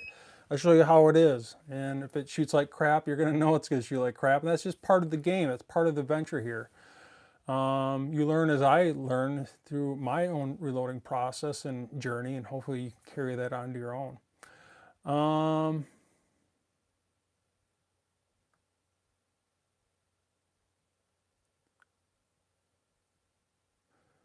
I think Maverick Anglers is asking, I think he's asking me, the dies are in your videos, correct? Maybe I'm just not up to that part. I might have missed the first part of that question. Right now I'm using Hornady dies here. They're pretty decent for the money. I've had really good consistent headspace bumps and seating results with the Hornadys. They're pretty good for the money. Usually you run that rebate. You can get free bullets with a rebate. Or if you buy an L&L press, you get, I think it's like 500 free bullets or something. So definitely check that out if you're interested in the Hornady lock and load press. I think that's it for questions. Range is mentioning X-ring shooting at 700 yards offhand the other day, which is really impressive. That guy is a really good old X-ring. He's a good guy there, good old Ray.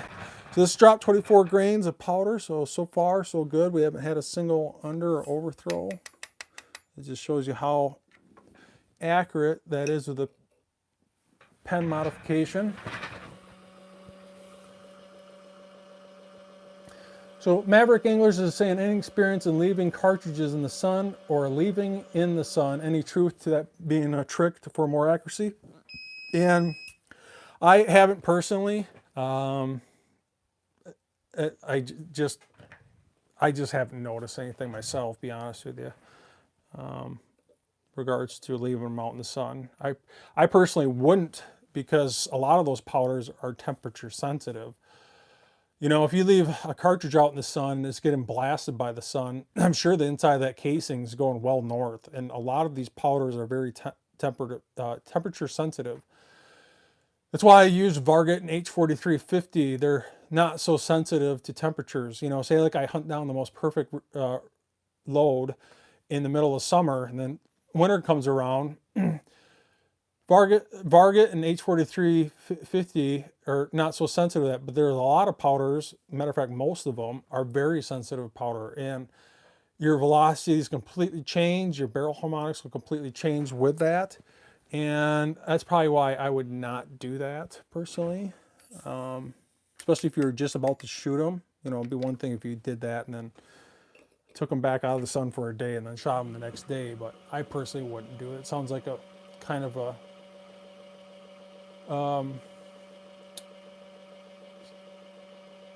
somewhat of a myth, in my opinion. Thorzak says he hasn't watched X-Ring, but we'll look him up. You really do. He's just a super awesome, knowledgeable guy. I would definitely check out that good old X-Ring there.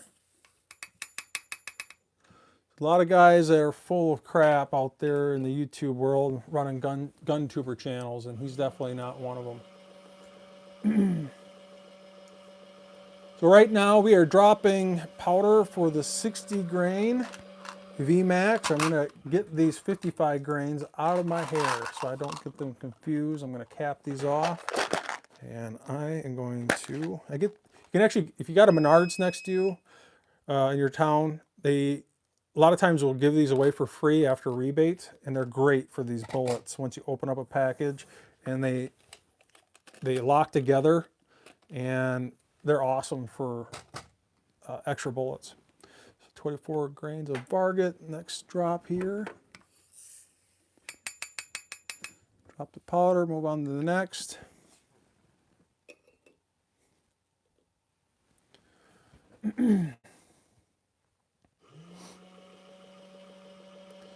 Yeah, so Jeff Allen's pretty much agreeing with me. I'd say it's a myth, and I would agree too.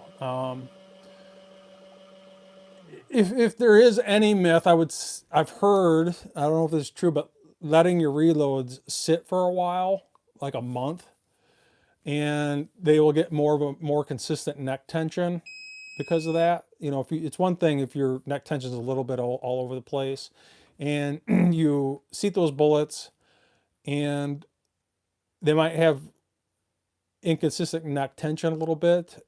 And if you let those reloads sit for a while, that neck tension might, I've heard this, I've never tried it before. It's kind of maybe another myth, but I've heard of guys leaving their reloads sit around for a month. But man, geez Louise, at that point, that's getting a little ridiculous. I personally would never do it. But at that point, you're kind of just chasing myths in regards to getting the most accuracy. And I personally wouldn't go to that extreme.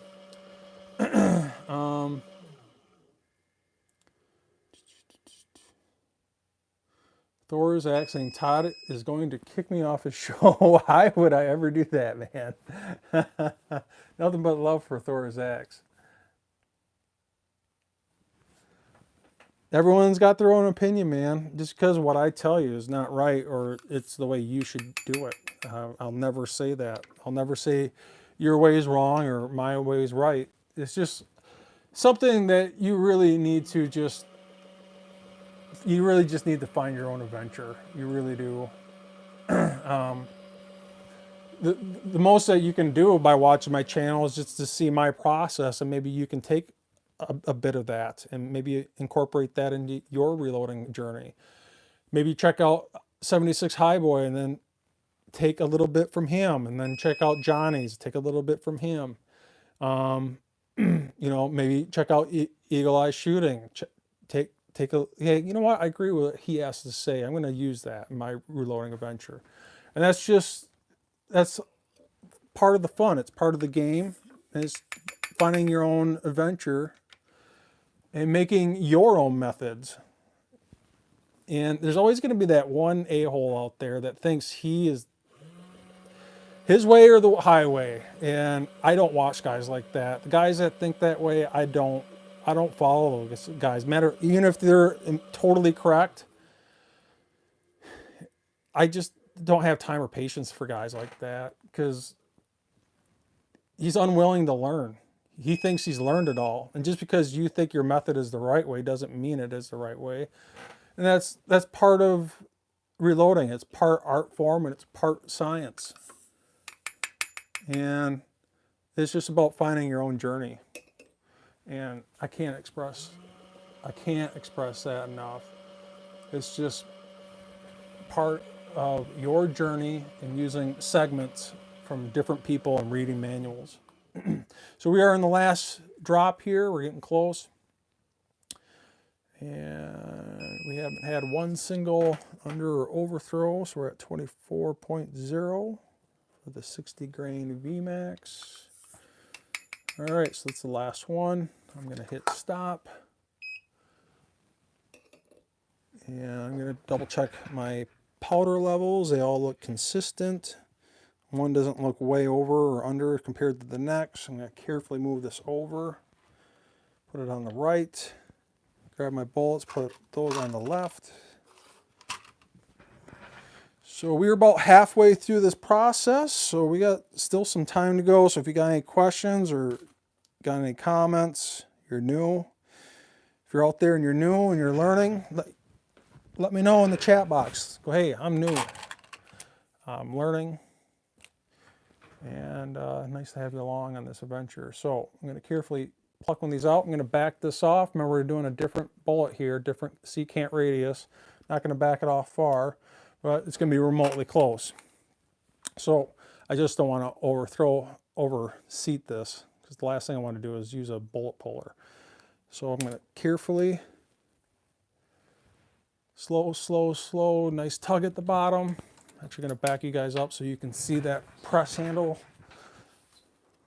Back you guys up a little bit so you can see that, how I run my press handle.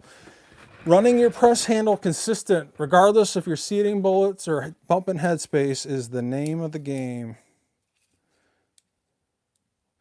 All right, so we're at 2.318. We need 2.250, so we got a ways to go. Probably didn't have to back it off that far, but I'm just proving a point with you guys live. So 2.250, so we're at 2.9. Making sure we don't overshoot the seated length. So 282.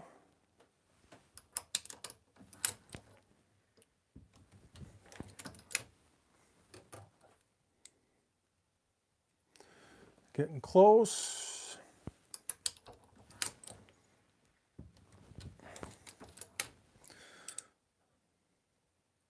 18 thousandths of an inch to go.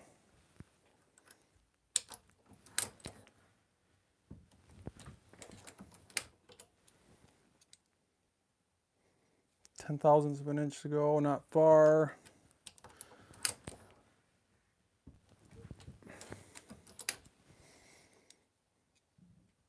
All right, so we're at 2.52. So I'm going to try one more, see how that compares. Before I put this in my ammo box.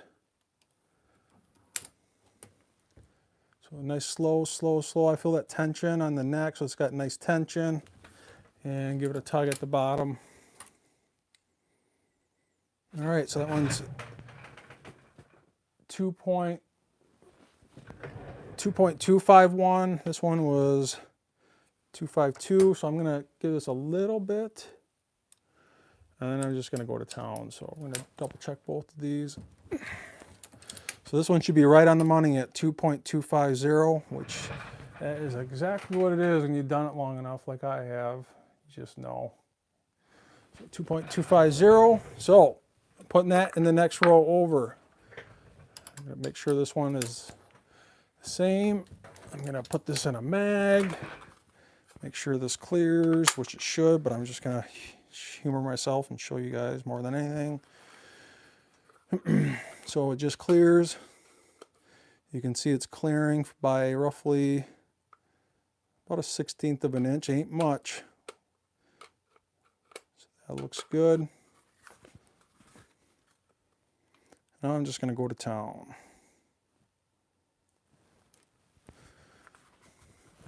You can see I'm putting this in the ammo box in the next row over. So it's clear as day that that's a 60 grain, because that does not have a red mark on the neck. We've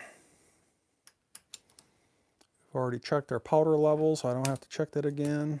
So nice and slow, feeling the neck tension. Tug at the bottom. And double check this. That's 249, so we're just gonna go to town now. Try not to spill this powder. Nice and slow. Tug at the bottom.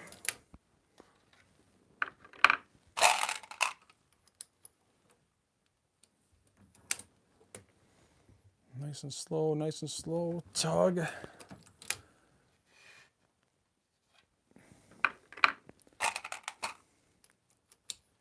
So the reason why you go nice and slow is you don't want to put a ring around the ogive of that bullet as it comes in contact with the seating stem.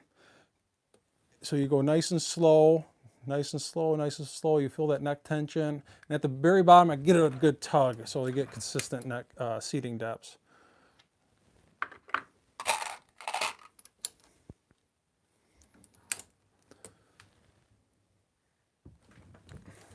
Three more to go. Like I said before, if this wasn't live and it wasn't done on YouTube, I'd probably just do 6 total for 2 total 3-shot groups. But like I said, God forbid you don't shoot a 5-shot group on YouTube. You get burned at the stake.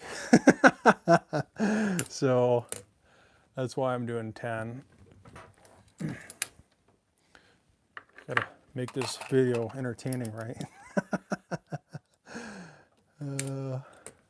It's nice and slow, nice and slow. Good tug at the bottom. So for shits and giggles, just gonna show you here, right there, my friends.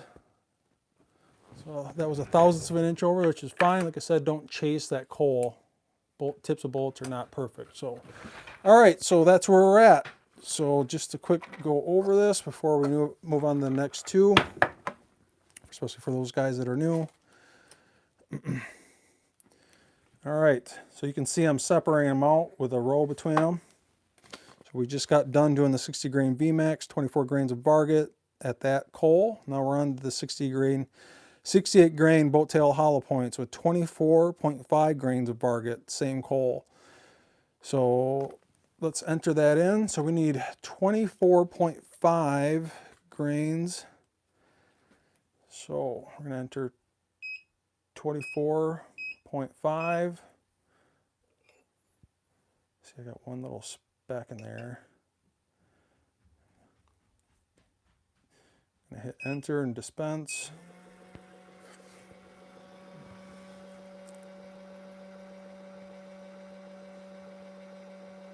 I'm actually going to drop this one back in the hopper and redo this one. I see there was one speck of powder. I'm probably being too anal, but that's just me.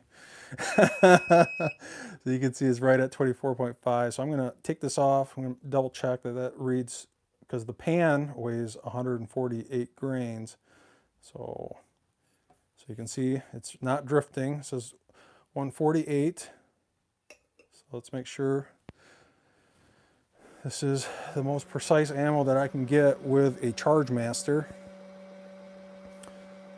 So if you're out there watching, make yourself known in the chat room, my friends. Smash that like button if you feel like you're learning something here. Hitting Steel CA is just rolling in the house saying, yo, yo, yo, how y'all doing?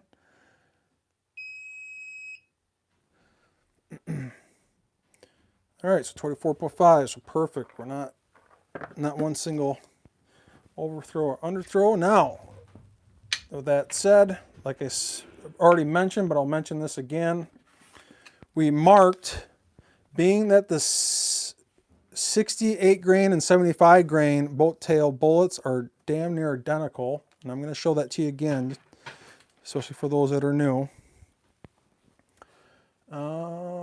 Being that the 68 grain and 75 grain are almost identical, other than one is 7 grains heavier, but once they're seated, I'm not going to be able to tell the difference. So because of that, I make sure I mark the 68 grain with a blue mark and the 75 grain with no mark. I can obviously tell the difference between these two compared to the ballistic tips, and especially the one with a cantilever and full metal jacket over here. So easy to figure out. These two, I got this one marked red, so I can tell the difference between these two, and then between these two, I got this one marked blue, and that's the method to my madness on why I'm doing what I'm doing. So let's move back over here. So you can clearly see my next set has a blue mark on it. And all I do is, once these are in, I just take a blue marker and I just swipe it across all the necks. So let me transfer these over. Like I said, if I was doing this by myself, not live, I would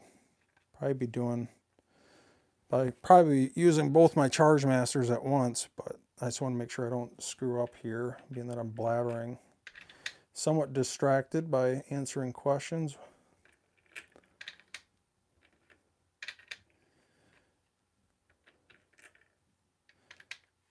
So I'm going to make sure all the blue marks are facing towards me as I drop powder and seat those bullets and transfer these over to my ammo box. Blue marks are always facing towards me. And we got 10 more to go after that. And you're going to notice, obviously, I'm going to have 50 primed, ready to rock and roll pieces left to go. And what's going to eventually going to happen is whichever one of these shoots the best, whichever one shoots the best, I'm going to confirm that with the other 50. And then once I shoot those, then all of these are going to be on their second firing. You can see I put 1F, that means once fired, 5.56 brass. I know this is once, well, it should be once fired, because I bought this as once fired Lake City brass. That was what, like I said in the first part, this wasn't fired out of my firearm. This was fired out of most likely a military grade firearm. So that's why I put once fired. When I shoot these will then become twice fired, a 2F. So I clearly know for a fact, at least on my end, of how many fires are on that brass. And if you're not keeping track of the amount of fires on that brass, you're doing yourself a disservice, and you could potentially run into stuff like case head separation because you got way too many firings on the brass.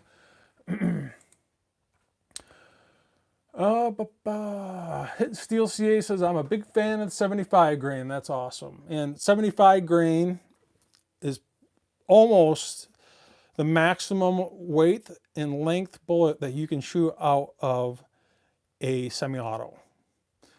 You get a lot more luxury out of a bolt action because you can usually seat those bullets out really far out, depending on what magazine you're using, or especially if you're single feeding them. And that's where you start playing with bullet jumps a lot, like I show you guys in one of the previous live reloading sessions, excuse me, for my 6.5 Creedmoor with a Krieger barrel. But yeah, let's get this powder in cases here. So 24.5, that's what my card says, 24.5. It's got the blue mark, I'm verifying that. So let's finish these other 9. Yeah, Maverick Anglers is saying, I wonder how much more information that little card can hold. It's like the holy grail right now, and it's true. This is the holy grail. It tells you everything. Not only that, the fact that this is for this PSA, this specific firearm, no other firearm in my collection, because it's fire formed and bumped specifically for that firearm, and it tells me everything in regards to the brass, how many firings are on the brass. It's 5.56 Lake City brass, 2005 year. Target headspace, which we played around with. The fire forms with this particular firearm at 1.450. We bumped it back 0.03 of an inch. We're using CCI 400 primers, all Varget powder. We're doing 10 of each type of bullet flavor here with different powder drops. So it doesn't, you don't have to be a fancy. I just took a scratch piece of paper off a beat up target and that's put some lines on it. That's all I did.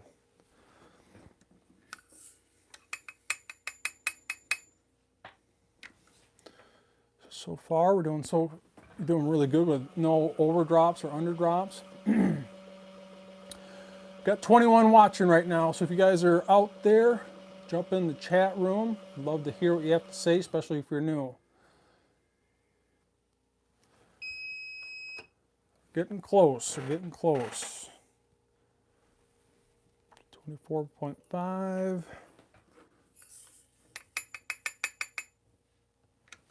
So I'm just curious who out there that's watching.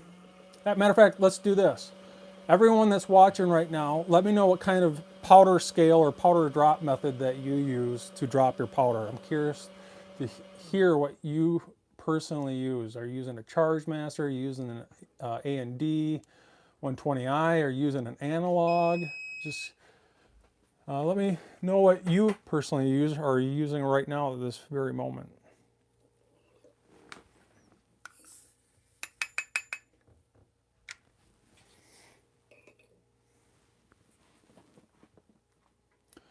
So Lakeview Outdoors saying that he does it the old slow way with the Dillon Precision Beam Scale. There's definitely nothing wrong with that. Matter of fact, some of those are the most accurate way of doing it. Probably actually maybe even more accurate than my Charge Master. Hitting Steel CA saying he's using the Charge Master Lite. Shooter 59 saying he's running a Hornady. 24.5 grains of Varget. Now this is an extruded stick style powder. Hitting Steel CA saying slow and steady wins the race, and man, isn't that ever true in the reloading world. Those guys that annually do their precision reloads, you know, the uniform in that flash hole, they're using something like an A&D 120 style powder drop. They're checking out their bullet seating depth using a bullet comparator and going off the ogive and not the tip of the bullet. Getting consistent neck bumps because they anneal. If they do crimp, they're getting consistent neck crimps because they consistently trimmed their brass because they're getting consistent headspace bumps. It all comes together. Jeff Allen saying Hornady powder drop, and then he trickles that off, which is a great way of doing it. Nice and quick and accurate. It's definitely an awesome way to do it. So you guys have witnessed not a single underthrow or overthrow, at least to 0.1 grains of accuracy.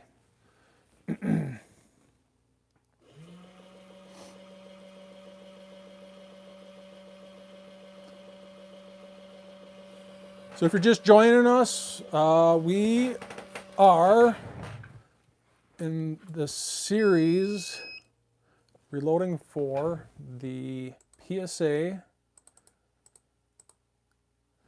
So the PSA 18-inch 1-in-7 twist, cold hammer forged with an FM barrel. And like I said, this barrel has a 1-in-7 twist. That's what we are reloading for. We're currently dropping powder and seeding bullets, and these are the bullets that we're currently seeding right now. We're at the 68 grain, and then we got one final row left to do on the 75 grain. So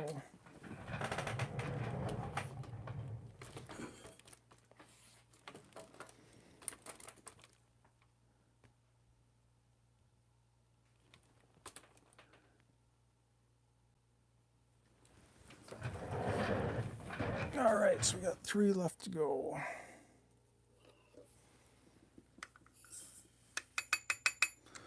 Well, some of you guys that are new out there and you're watching, you're learning something.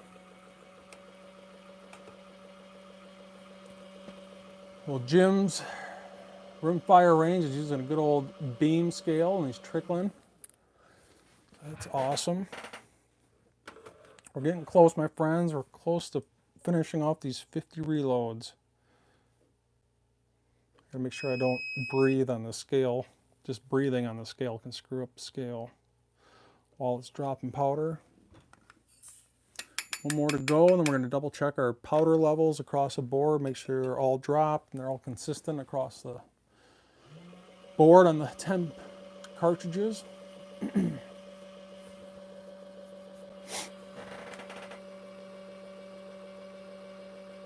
So if any of you guys have been watching currently my shootingtarget7.com Know Your Limits for centerfires, if you haven't seen that, you really need to check out that series. I wrote I think 3 or 4 parts now. I think 4. And it's pretty spectacular. And I actually have a high power Christmas tree coming in. Just letting you guys know. And I hit stop here. And it's a Christmas tree, a tree set up for high power cartridges. And I'm going to do a shoot off against Sean at 300 yards. With our 5.56 rifles. So I double checked all these. The powder level is consistent all the way through, and these are marked blue.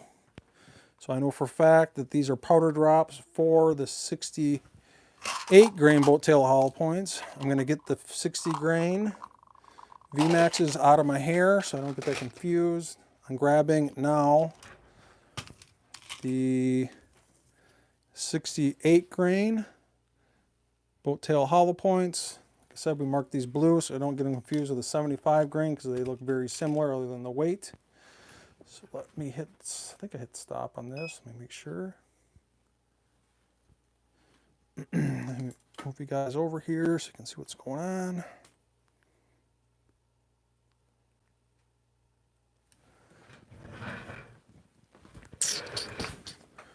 All right, so I've checked that all powder levels are consistent. Grab one of these, carefully clip it in. Now this is where I'm really going to back this off because it's a completely different bullet, way different ogive. I want to make sure I don't overshoot this. And this is at the same coal that we're doing across the board of 2.250, which is pretty much maximum magazine length. Now, with that said, these 68 grain and 75 grain are boat tail hollow points. They don't have a really specific ballistic tip on them. And these bullet tips are very inconsistent. So definitely try not to chase the perfect cartridge overall length or coal on these. Once you get it remotely close, lock it down and stick with it. You're going to see here, at least on the first couple, that once I get it remotely close, I'm going to stick with it. I'm going to go slow, slow, slow, tug at the bottom. And we need 2. Right now we're at 2.338, so we got a ways to go. So we're going to screw this down considerably. I need 225. So 2.3.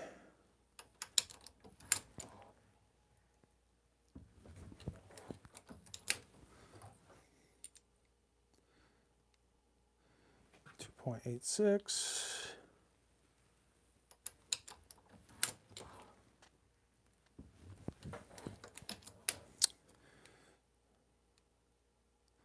.27. All right, so we're getting really close to 2.250.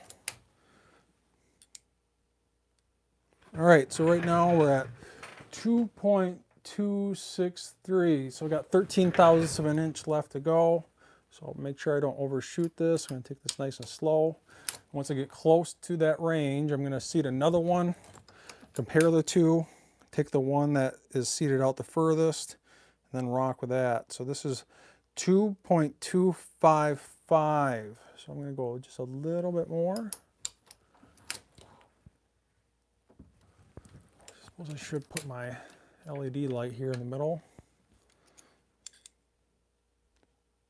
All right, so we are right there. So I'm close. Actually, matter of fact, I'm right on the money here, pretty much. 2.251. So I'm going to grab another one, set this to the side. I'm going to compare the two. Whichever one is the strongest, I'm going to seat it at that 2.25. Slow, slow, slow, and I can hear it compressing now. You can actually hear that powder compressing with these longer bullets. We'll see. So this is at 2.252, and this one was at right on the money, I think. Yeah, it's pretty much the same. That was 251, this one's 252, so I'm going to screw this down just a little bit. Nice slow tug at the bottom. This should be right at 250. So right there, 2.250. I'm going to do the same on this one, then we're going to go to town. So I'm going to clip this in my mag, make sure it clears. So boat tail hollow points, you can see it definitely clears as it should because they're all the same coal. So that looks nice and comfortable. Matter of fact, I'm going to clip 2 in here just to make sure. So that looks good. They both clear. Now I'm just going to go to town. All right, so these have the blue mark clearly stating these are 68 grain boat tail hollow points with 24.5 grains of powder. Kabam. I'm gonna see one more and just measure this. Slow, slow, slow. I can hear a little bit of compression. I'm sure we're really gonna hear some powder compression on those 75 grains. And this one's a little over, so that's fine. I'm not gonna chase that. So that's where the inconsistencies of these hollow points are very inconsistent. Matter of fact, this was the strongest one. I'm going to make sure that clears, which it definitely does. And I'm going to roll with it. That's fine. Matter of fact, I'll humor you guys and I'll do one more. Then I'm going to give her hell. Nice and slow, nice and slow. Hear a little bit of compression on the powder. Nice tug at the bottom. And okay, so this one's way over. So this one's a lot stronger. I'm actually going to screw this down a little bit. I'm going to base this off the strongest one. I'd rather make sure these all fit in the mag than not. So I screwed this down just a little bit, so 2.252. So I'm just going to quick reseat these, and I'm going to call it a day. Not going to drive myself crazy with it. Just making sure that they're all seated at the same ogive seating depth. And I'll be good with it. You don't want to sit there and chase it too long. You can drive yourself crazy doing that, especially going off coal. So those are all good. 2.251. All right, so I'm facing the blue marks towards me, so I can clearly know that this is 68 grain. And just to show you guys how inconsistent, you can hear a little bit of powder compression on that, not much. So you can see that they're all a little bit over the place. One might be right on the money, 2.250. One might be 253. One might be 252. That's what you get with hollow points, boat tail hollow points. Is they're very inconsistent on the tips. So just to humor some of you newer guys, I'm going to measure this one too. Wow, I really heard power crunch on that one. Definitely some compression on that. So this one's almost on the money. So don't drive yourself insane trying to get the perfect coal with these boat tail hollow points. It will never happen. All right, so I'm going to see if you guys can hear the powder compression on this next one. I'm going to try and get my lavalier close to the press here, see if you guys can hear it. So here we go. You guys hear that? Let me know in the chat box. Did you hear that powder compression? You could hear that powder literally crunching a little bit as the bullet was seated. And let me try this one. Let me know if you can hear this.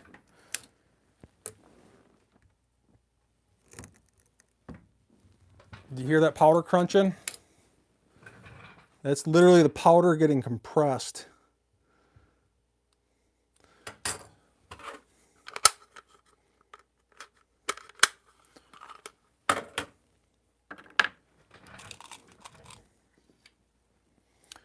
Ranger says, it's got to run. Take it easy, my friend.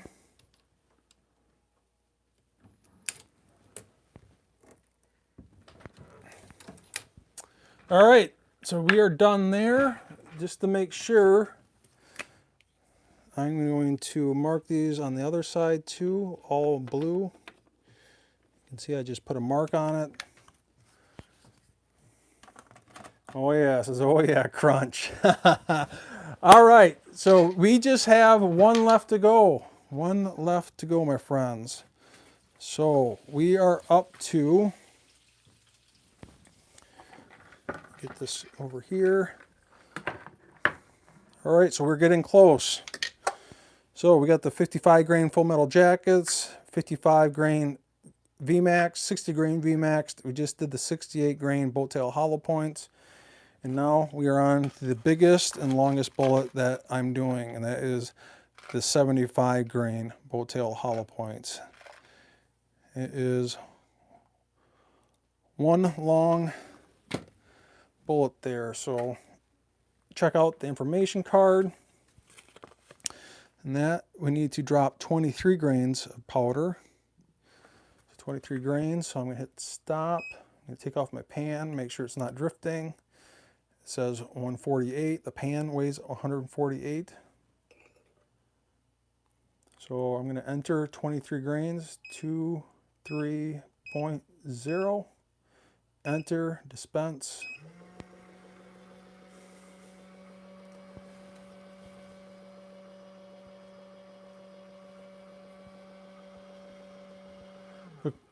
Craig is asking, what do you think of the Dillon 550C press? Now, I've never used the Dillon before, but I think if I was to start over, I'd probably start with a Dillon rather than getting a Hornady. So I think if I was to start over, at least with a progressive press right now, I would get the Dillon 750 myself.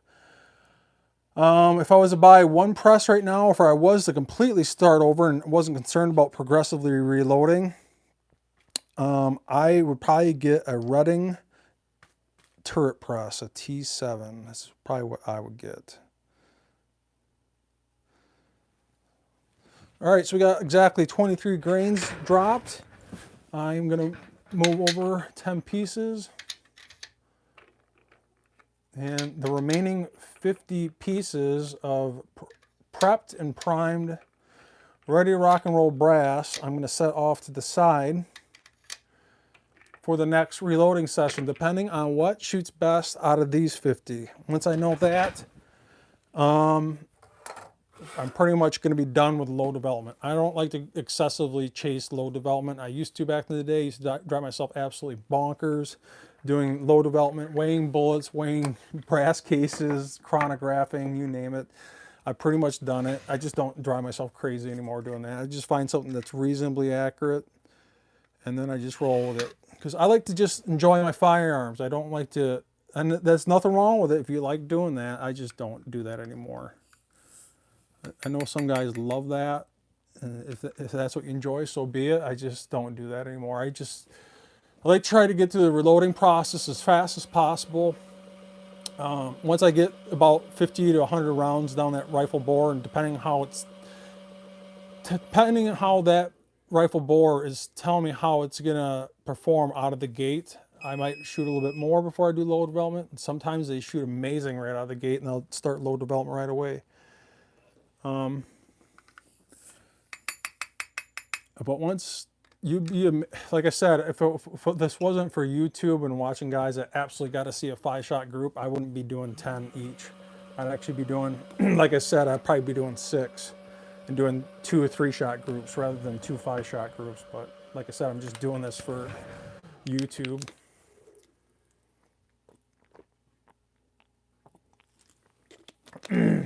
So Thorzak's is telling Craig he uses 2 550Bs, and they're awesome. They're great presses. And if you already got a 550, I probably wouldn't upgrade. But if you're going for just precision reloads and you're not progressively reloading, and you're probably going to want a single stage. And the Redding turret press T7 is not truly a single stage, but you might as well consider it a single stage. And that is going to be my next press.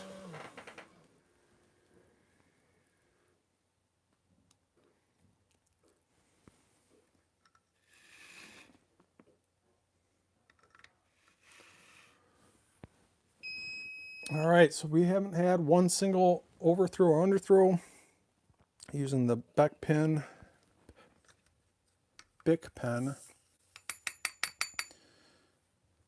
tip modification.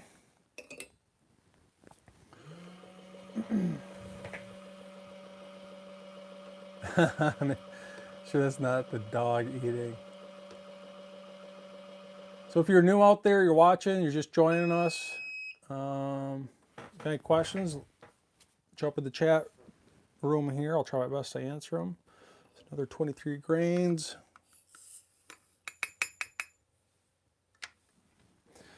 So, you know, I could probably improve my accuracy if I got a single stage press, something like a T7. I'd probably definitely improve my accuracy if I got an A and D. 120i powder drop situation, I would probably notice a little bit of improvement. It just depends on how much you want to invest and how much you're willing to spend on getting the utmost accuracy out of your reloads. And I might do that one of these days, but for right now, I just don't feel the need. What I've done so far and what I'm currently using has served its purpose so far. All right, we got 4 left to go and we are done dropping powder. Now I'm going to actually show you how I empty my Charge Master for those that are absolutely new. And I'll empty that once I'm done seating all the bullets in case something gets screwed up and I have to drop some more powder. So once we get done seating the next 10 bullets, then I'll show you how to empty that and we'll be done. So if you got any questions or got any comments, you better let them rip because we're getting to the tail end of this live reloading event.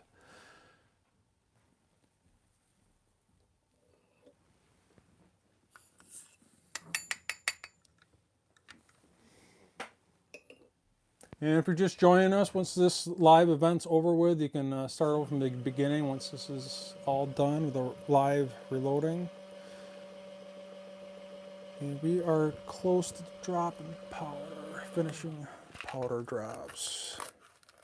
So I'm going to get my bullets over here. I'm going to put these away so they definitely don't get them mixed up. Get these out of my hair. 23 grains of Varget.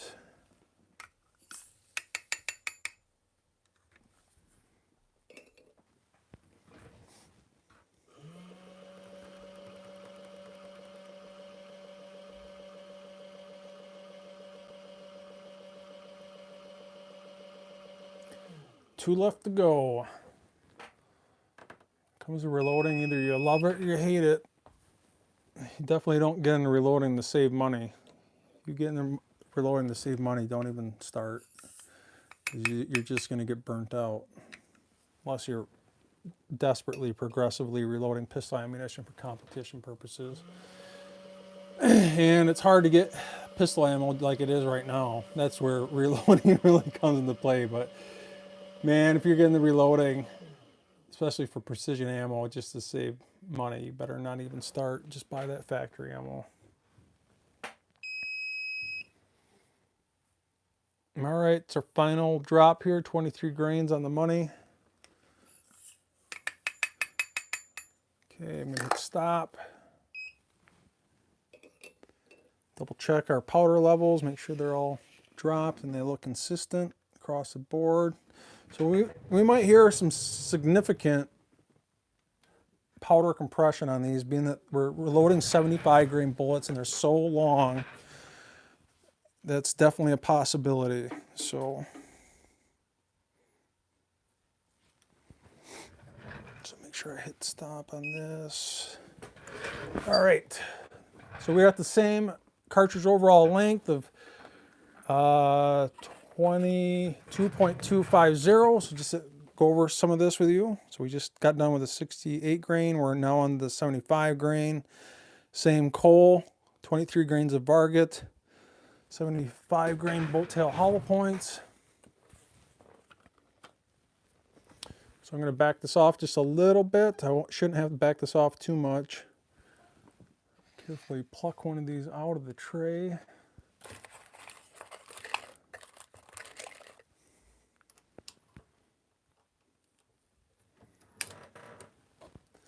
So let's see if we hear any powder compression. Now remember, I'm not fully seated at the final seating depth, but we'll see if we hear anything. So you heard a little bit. Heard a little bit of powder crunch there. All right, so we're really close. So we need 2.250, and we are at 2.264, so we got to go 14 thousandths of an inch.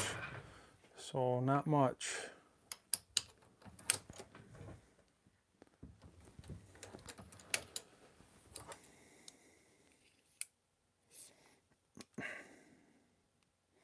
So 254, we got a little bit further to go, not much.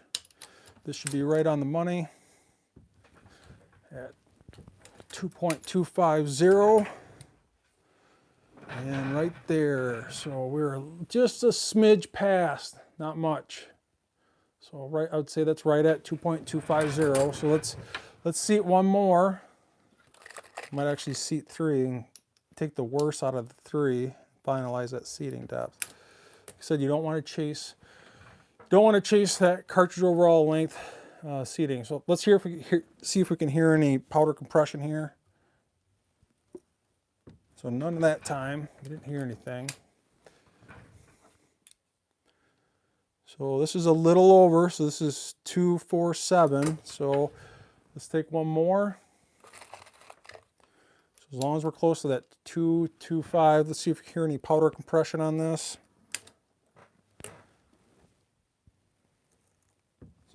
All right, so you heard a little bit. Heard a little bit on that, not too much. So this is 248, so I think we're good there. So we're gonna double check, make sure that these fit the mag. And this is the reasoning why you can't really shoot a longer, heavier bullet out of an AR. And I'm gonna show you here in a little bit, but let me key in a little bit better light. So we're double checking. Now, a couple things, especially with these heavier, longer bullets.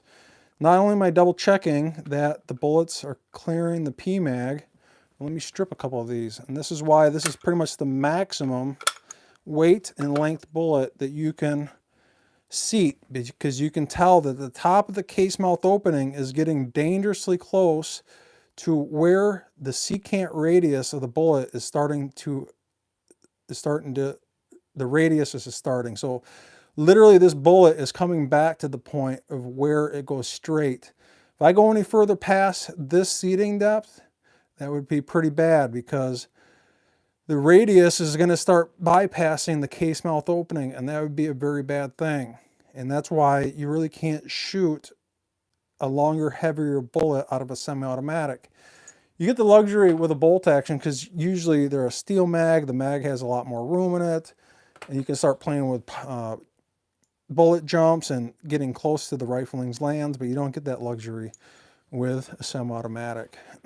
So I'm going to finish the rest of these here, and we're going to wrap this up. So if you guys got any questions, especially if you're new, let them rip. And I think this is good, and that looks really good. The radius of the bullet's not past the case mouth opening because we're loading such heavy, long bullets. And I'm putting these one row over, so I'm not getting confused with the 68 grain that have a blue mark on them. And just to run that home, I'm going to make sure these 68 grain got a decisive blue mark on them. It's easy as that, just run it right across. So I know for a fact that those are 68 versus the 75. I'm going to measure this last one and I just go to town. So these are just a smidge over recommended Cole cartridge overall length. And that one's really close to recommended. So 250, so roughly 1/1000th of an inch off. That's fine. You don't want to chase that coal over the place.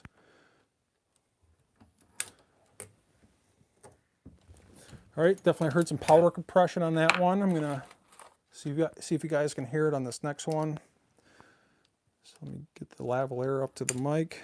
Get the lavalier up to the press.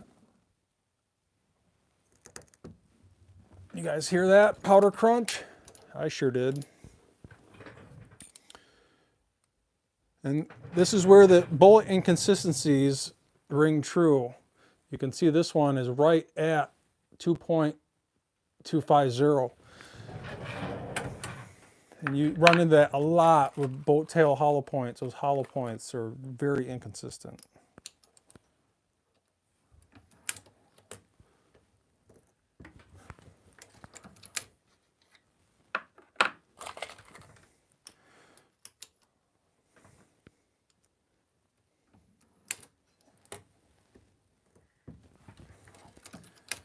And when I get done with this, I am going to go outside and grill up a big fat ribeye while I drink some Liney's. All right, last one here. You guys got any questions, comments? Better let them be known, because this is the last one. We're going to wrap this up. Next time you see me, or next video, it's going to be shooting these out the range with a nice edited video. And that is it, my friends. And right there, 2/1000 of an inch off because the bullet tips are inconsistent. Got this one bullet here. I'm just going to measure that quick and make sure that that's a 75 grain. So these are 75 grain bolt tail hollow points. And you can see they're a little bit off, 2/1000. So 0.2 grains. So they're, let's measure one more. I'll just, for shits and giggles, baby. Let's grab another one here. Let's see how much of difference there are. So that's a little bit different. So gives you an idea of the differences on your bullets, and that can somewhat affect accuracy. But it depends on how anally you want to measure bullets and all that good stuff. And you can definitely drive yourself crazy doing bow development. That's not for me anymore. I used to do that back in the day. Not anymore. He just gets to the point where enough is enough. So I got all these done. So quick show you.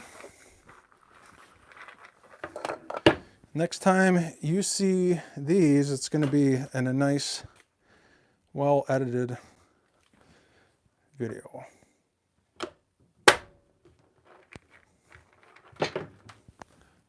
Well, I hope you guys enjoyed this. I hope you guys learned something. You can watch this happen live, and then you can actually see it shot out the range. And I really don't know how these are going to perform. This is a brand new upper. I haven't tested this yet, but you and I are about to find out. And I'm going to show you how it is out in the range. I'm not going to cherry pick. Hopefully they shoot good. Maybe they won't. I've definitely had that happen to me where I thought it should shoot great, but it surprises me sometimes when I go out to the range. So, Thorzak saying, good session, Todd. See ya. Can't wait to see him shot. I can't wait either. Cam413 saying, let's get some of that ribeye. Trust me, the good old, my better half and I are looking forward to that. Nothing like good old grill out session with some Leinenkugels. Maverick English saying, can't wait to see these go down range. I can't wait either. So yeah, I'm excited. Oh, I wanted to show you how to empty this before we take off. I know some of you guys are new, so I'm going to quick show you how to do that. So let me show you how I do it. It's not much to it. So using the I keep on saying Bic pen insert. Duh. All right, so make sure you hit stop. So what I do is I slowly pull out this Bic pen insert, drop the powder in like that. That allows me to empty it nice and quick. I take this, dump it back in. I slowly turn this around.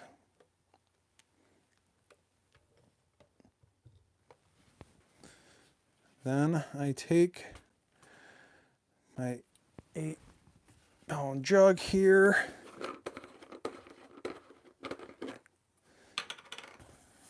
Get this close to the bench edge as much as possible.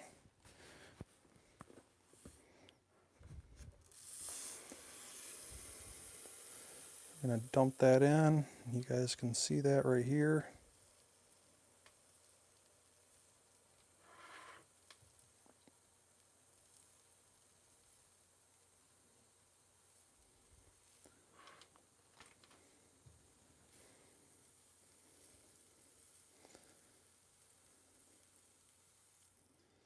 All right, so once that finishes, there's still some left in the hopper. It's still in the tube. There's still a little bit left in there. I got this little brush up here that I just kind of go inside. Some of it dropped out of this into the pan. I'm going to put that back in here.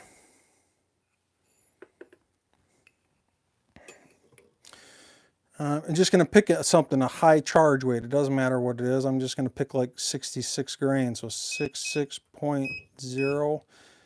Enter, dispense. So I'm going to get everything that was in the tube out of the tube. I'm going to let that run for a while. Now some of it dropped out of the tube and back down into the hopper down here. So I still got some that's going to fall out. And I'm going to show you that here in a little bit. So I'm going to reopen this back up. I'm going to watch some of it fall out. Now the hopper is completely empty. Some of it still trickling out. When I see none of it trickling out after about 10-15 seconds, then I know that the dispense tube is completely empty. So that should be empty now. I'm just going to quick double check that this is completely empty. That's empty. Take this.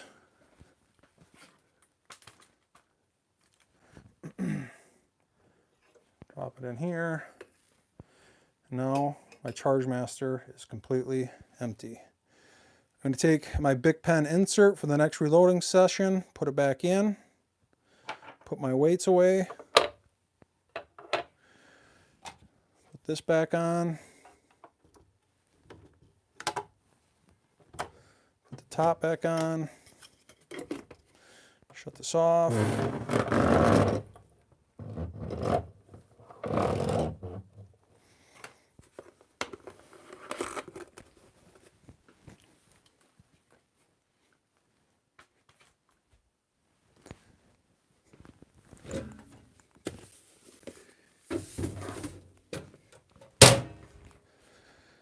You're truly done, my friends, with this reloading series.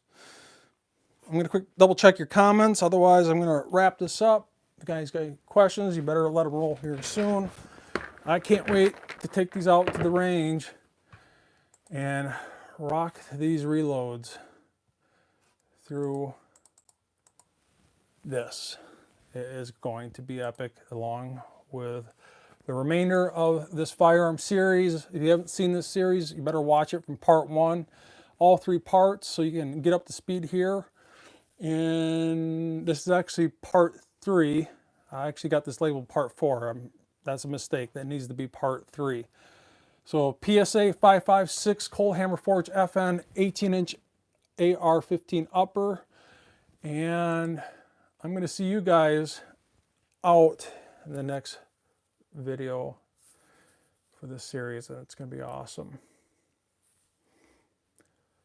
Maverick English is saying this community is becoming a family. So many tips and resourceful information from UTOD and the open forum from field training experience. And that's the truth. That's the only way we are going to protect our rights. Your vote only goes so far. It only lasts for roughly 2 to 4 years. It's eventually going to be outvoted. And the only way you're truly going to protect your rights is to pass on this knowledge I'm giving you. Take that knowledge and pass it on to the next generation. Pass it on to your children as they grow up. This is a resource. This is valuable information they can carry on to their children and their children after that. And that is truly the only way we, coming together as a community, are going to protect our Second Amendment and protect our rights. Our God-given right to self-defense. Everyone is born with this right. It's not given to you. It's not granted to you. You are born with this right. And the only way to protect this right so no one takes it away from you is to pass this knowledge on to the next generation. If you guys enjoy this channel, you enjoy my content, enjoy my videos of watching me, I should say, go on this reloading journey and taking this out to the range and see how it performs, become a Patreon. It really helps. It helps support this channel. It covers my gas, it covers my components, it covers my camera gear, the time it takes to load up those vehicles and go out the range, shoot it, and come back. Everything takes time and effort, and it helps out more than you know. Well, don't forget to subscribe, like, and share. Hit that notification bell so when we do go out the range, you get that notification. And I will see you in the next video, my friends. Take it easy.